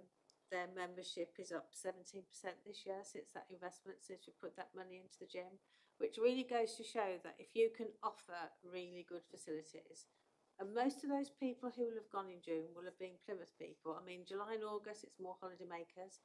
But in June, you know, it's going to be locals who are accessing, you know, the things that we prioritise for our residents. I'll talk a little bit about Tyneside. only because I was going to talk about the silent disco and the Ibiza night while, you know, Tudor's talking about all the other things going, but also linking in with the Youth Investment Fund. Jemima, I know you were able to go last Monday. They had an amazing youth event down there. Over 200 young people went for a free event down at Tinside. They had music, laughter, food. And this is really important because it's young people who would not be able to access the Lido at any other time. Not only do they learn how to swim safe, but they also learn a lot about how to use the waterfront safely as well, because we always have the problems every single year, don't we, with young people putting themselves in danger by bombing into the sea, not at the appropriate time. So it really, really is important. And then when you link that to the fact that during the summer holidays, I know we've got Fit and Fed, but not everybody's eligible for Fit and Fed. We also do £1 family swims, both at the Life Centre and Plympton. We really are doing a lot as a council and through our partners, making sure that with all the things that happens in the library and the box, that we're making things accessible for Plymouth families. I would like to talk a little bit about Fit and Fed. I know that we talk about it every time, but this year the investment has been higher than usual. We've already put in some extra spaces due to demand, and especially supporting families who have got somebody who may be in, you know, in SEND and needing a little bit of extra support, because it really is important when you look at the responses that you get back at the end of the programme. You know that not only are you making a difference for the young person who's accessing it, but you're also making a difference for the family, because their young people can do things that they wouldn't normally be able to do. So that's the sort of the sporting bit. And I am going to have to talk a little bit about football, because didn't we do well? Did everybody watch it? The Lionesses? But I just want to say it is a massive growing sport, and it's growing in Plymouth. I went and met the Plymouth schoolgirls under 13s team the other day. Over 220 young girls from schools were put in for selection, and they got it down to about 25, I think it was. But we've never had a Plymouth under 13s team in Plymouth before. So girls football is growing. So it's getting younger and younger, these young people who are accessing the sport. And it's not just girls. We've also got a new ladies team called True Blue Ladies, based in St. Peter's. And I just think it's amazing. And we are working with the Devon FA and the Football Foundation and with Argyle as well, because when Fulston Park comes live, and we've got a base for women's football. I mean, I know they're playing at Argyle at the moment, the Argyle ladies team, but it does mean that when we talk about aspiration in the city, we really are supporting that as a city council. And in fact, the other thing I meant to tell you is that we've now got an aquatics and diving lead at the Life Centre as well, in Chloe, who's come from Sport England, because we know that swimming DNA is in the city, and we are doing a lot to support it. And that's it. That's my announcement. Thank you very much indeed.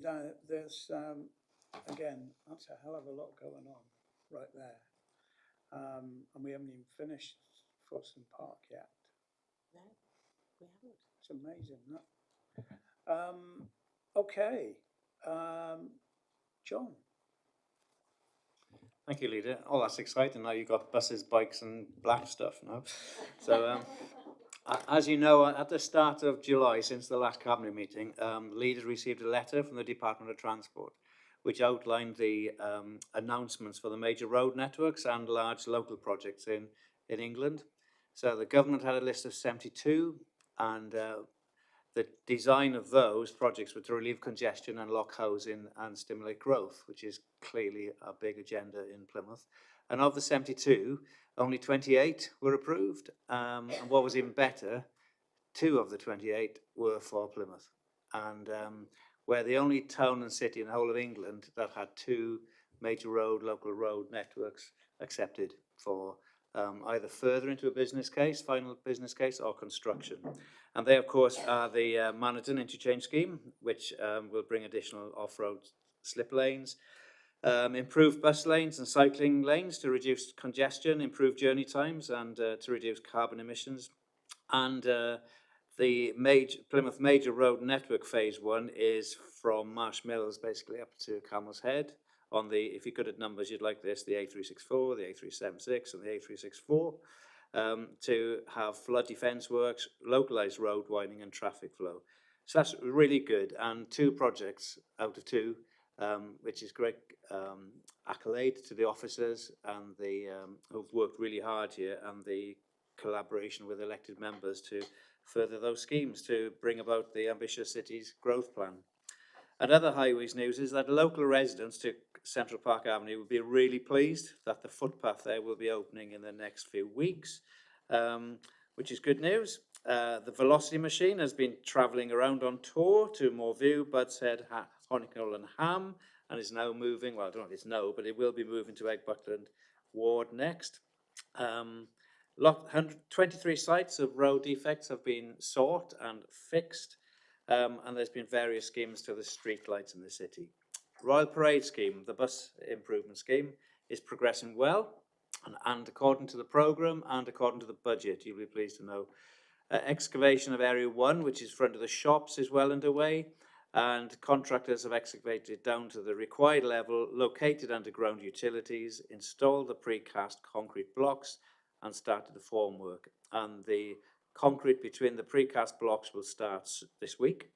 The following week, the groundworks will move out to the curb line, and then paving will start in front of the shops.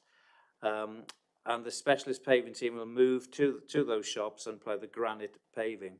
The pedestrian management has been managed well, so the lights been synchronised to aid traffic flow, and signage and seating have been installed at Derry's Cross at the temporary location for the bus stop. So well done to the bus companies, all the people who have helped making that work, and I would still urge you and any others to use the Royal Parade shops for your particular bakery needs, podiatry, or anything else you require.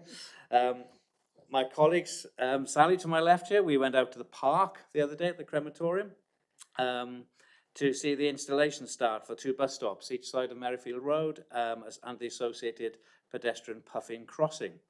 That is underway to programme and to budget, you'll be pleased to know. Once constructed, the number 19 bus service then will call at the park and this work will allow the public to safely board and alight the bus and cross Merrifield Road, and not only to the park, but also to the popular cafe at the park, Drake Memorial Park, and Gables Cats and Dogs Home. The bus stops on the roadside of the park will be ready at the end of September, and the entire scheme completed by October. And all that's funded by the Department for Transport's bus grant for this year in the city. Bike lockers, the bike news now. I'm pleased to announce that thanks to the Department for Transport's Active Travel Fund, we've been able to secure the expansion of secure lockers for bikes rather. Big lockers for the buses. For the bikes, they are popular. There's a demand for them, so additional ones have been installed, not only to meet the known demand, but also the anticipated demand. And they will be placed, new ones will be placed in Vauxhall Street and the Life Centre, and they're actually manufactured in Plimpton by Bikeaway, so we're supporting local businesses as well. The additional hubs for the bike lockers will be at Kremlin Street and Admiral's Hard, Vauxhall Street, Barbican Approach, Theatre Royal, Grand Parade, Regent Street car park, St John's Road in Turnchapel, and Napier Terrace car park. And finally, here's some good news to finish on, is that Bikeability, which is the school's cycle training, you all called it cycling proficiency when you did yours. Did you do it? Yeah. Several times, perhaps. Sorry to bring back terrible memories going around a playground, which didn't look like any highway that exists. We've now received confirmation that Plymouth are once again in the top 5 nationally for the number of children taking part in Bikeability. That's 3 years in a row we've been in the top 5, and that means 96.8%, to be precise, have actually, of the eligible children at the end of Key Stage 2, have taken the Bikeability course. And Bikeability cycle training gives people the skills they need to travel around under their own, I don't like this word, under their own steam, but it empowers them to develop healthy and active travel habits, which they will take with them into adulthood. And I'd like to thank the schools, the teachers, parents, and special mention and thanks to Plymouth Schools Sports Partnership and every bikeability instructor for their hard work and giving the next generation the skills, confidence and experience they need to get into cycling. That's all the news. Thank you. Thank you, John. More videos, I think, because there's so much there that we need to get out to a wider audience who believe nothing's happening in the city. So we need to up our game, because in terms of our delivery, our game is very much up. It's brilliant, and congratulations to the staff that have secured the funding, by the way. That's a remarkable achievement, actually. Yeah, wonderful. Mary, have you got anything, a late item? Yeah, thank you, Leader. They were lurking in the back of my folder and I not realised they were there. One of the major ones that we were working on is working with our partners across the NHS. We've developed a Vaccinate Plymouth campaign to support with vaccination messaging across the city and to encourage uptake of vaccines. Those messages have been tailored to different age cohorts and vaccine types.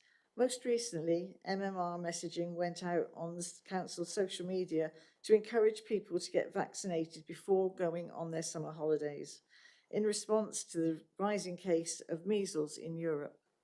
We have also worked with our family hubs teams to distribute leaflets for the summer events with messages about what vaccines children have to have before they start school in September. The other thing they've done within the public health team is, I hadn't realised, but apparently Devonport Naval Open Days started this year. They've not been there for quite a few years, but it's the first in many years at the end of July, and they were well attended by thousands of residents, including many friends and families of employees. Members of the public health team joined stalls from Livewell South West and the Wellbeing Hubs, providing lots of information and engagement. At the Livewell South West stall, we engaged dozens of people in conversations about their health and well-being, as well as offering a body composition scales, they're frightening machines, those are, and blood pressure machine checks for people who use on a day-to-day basis, and they could have more in-depth conversations with people that they wanted to investigate further. These were well received, with many of those stopping to chat to take part. Following this, they were signposted to One New Plymouth, offers included health checks and walks for well-being, as well as to local pharmacies.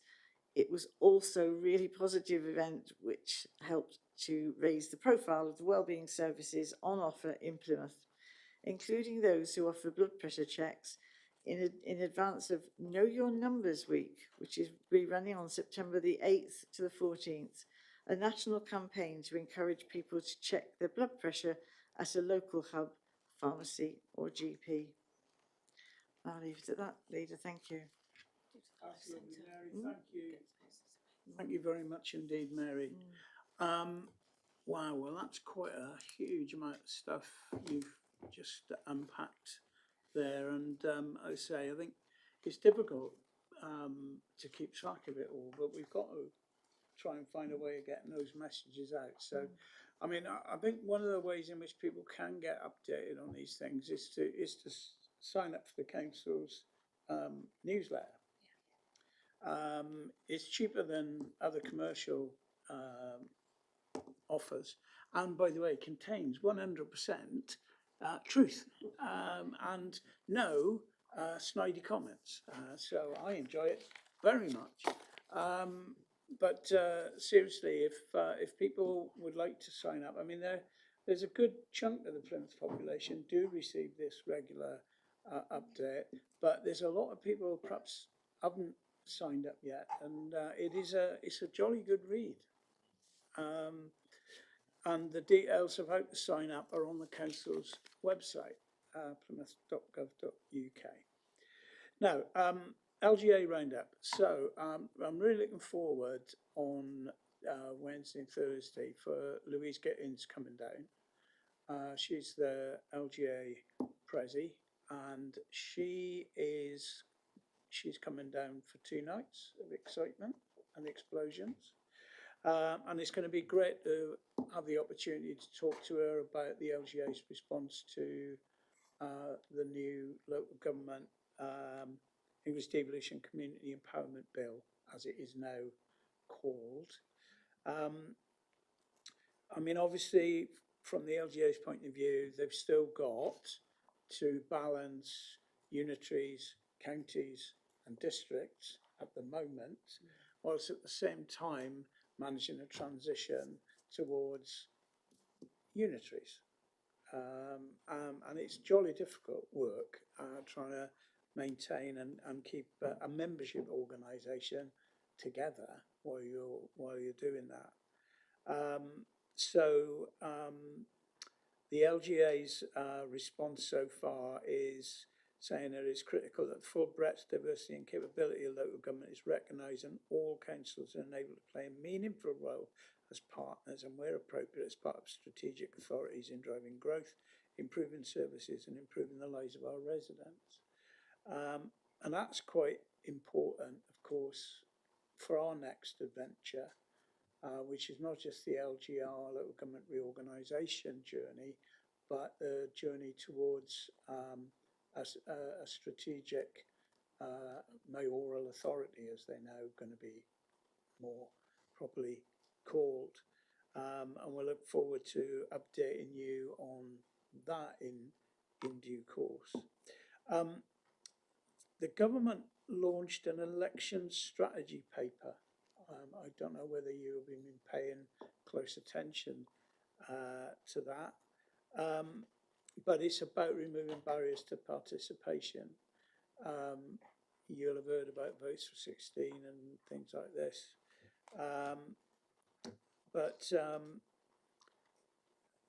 One of the things that sort of come out of this is the increasing amount of abuse that candidates and councillors get these days. I mean, we've just seen it in the dreadful mayoral campaign that's been run, where many of us had perhaps more abuse than we're used to, or dare I say, deserve. The government is determined to try and, I suppose, raise the bar in terms of getting people to be more interested in standing up and standing for their local councils, but recognises that part of that is going to have to be trying to do something about the climate of hostility that's been encouraged over the last 5 years or so. Good luck with that. I think there is a need to do it. Public service is really important, and having people who represent their community from the community is really important. But if people are going to be put off from standing because, some grim person sitting in their pants in their mother's house or on a keyboard warrior tip, then actually, we've got to be worried about that. We've got to be worried about that, and something needs to be done about it, because there's too much of it going on at the moment. People are not willing to stand up and be counted at any level because of this kind of hostile behaviour, and we've got to call it out. The LGA have formed an unholy alliance, or a coalition, it might be said, on grassroots sports funding. They want to ensure that the government, that the £400 million that were announced for grassroots sports actually goes to vital community facilities that we run, the councils run really, so leisure centres, swimming pools, local gyms, those sort of things that we've been talking about. But they want to make sure that the government recognises the role they play in preventative health. And so if those facilities aren't around and are closing, then actually that's going to have an impact on the costs for the health service further down the track. So it's really important.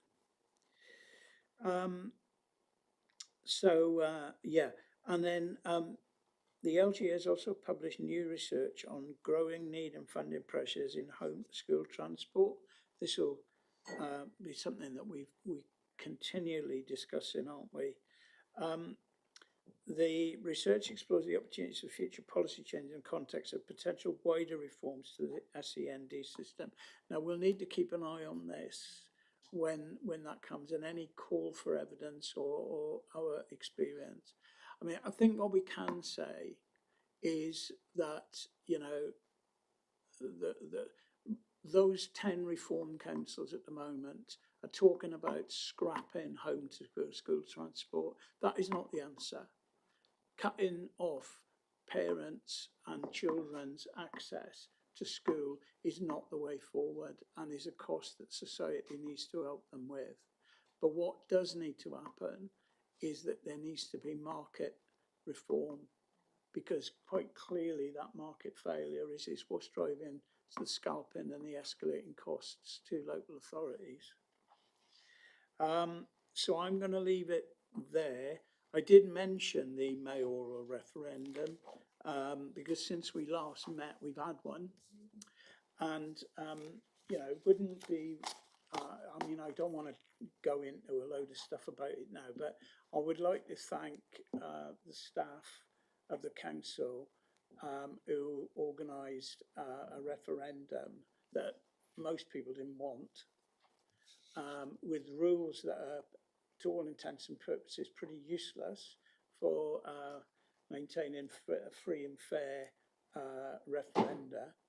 And I think our friends in the Audit and Governance Committee will be having something to look at in that regard in due course, and to offer, I think, hopefully some advice to government about reform of that legislation, whether they like it or not.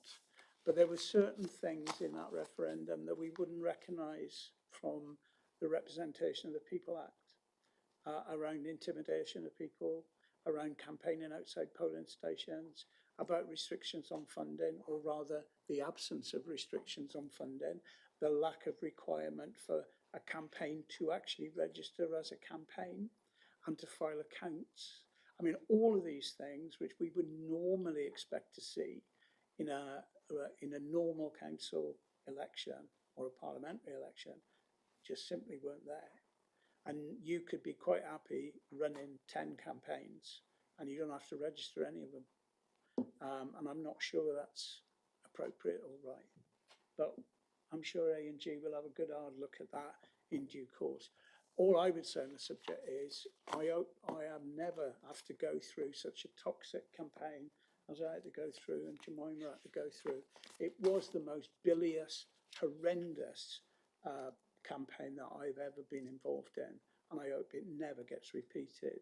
And to those people who were putting leaflets out in this campaign who are open to stand for election in May, let me tell you, there are rules for your conduct that wouldn't apply in this referendum, but will be applying in the council elections. And there are things you cannot do and should not do.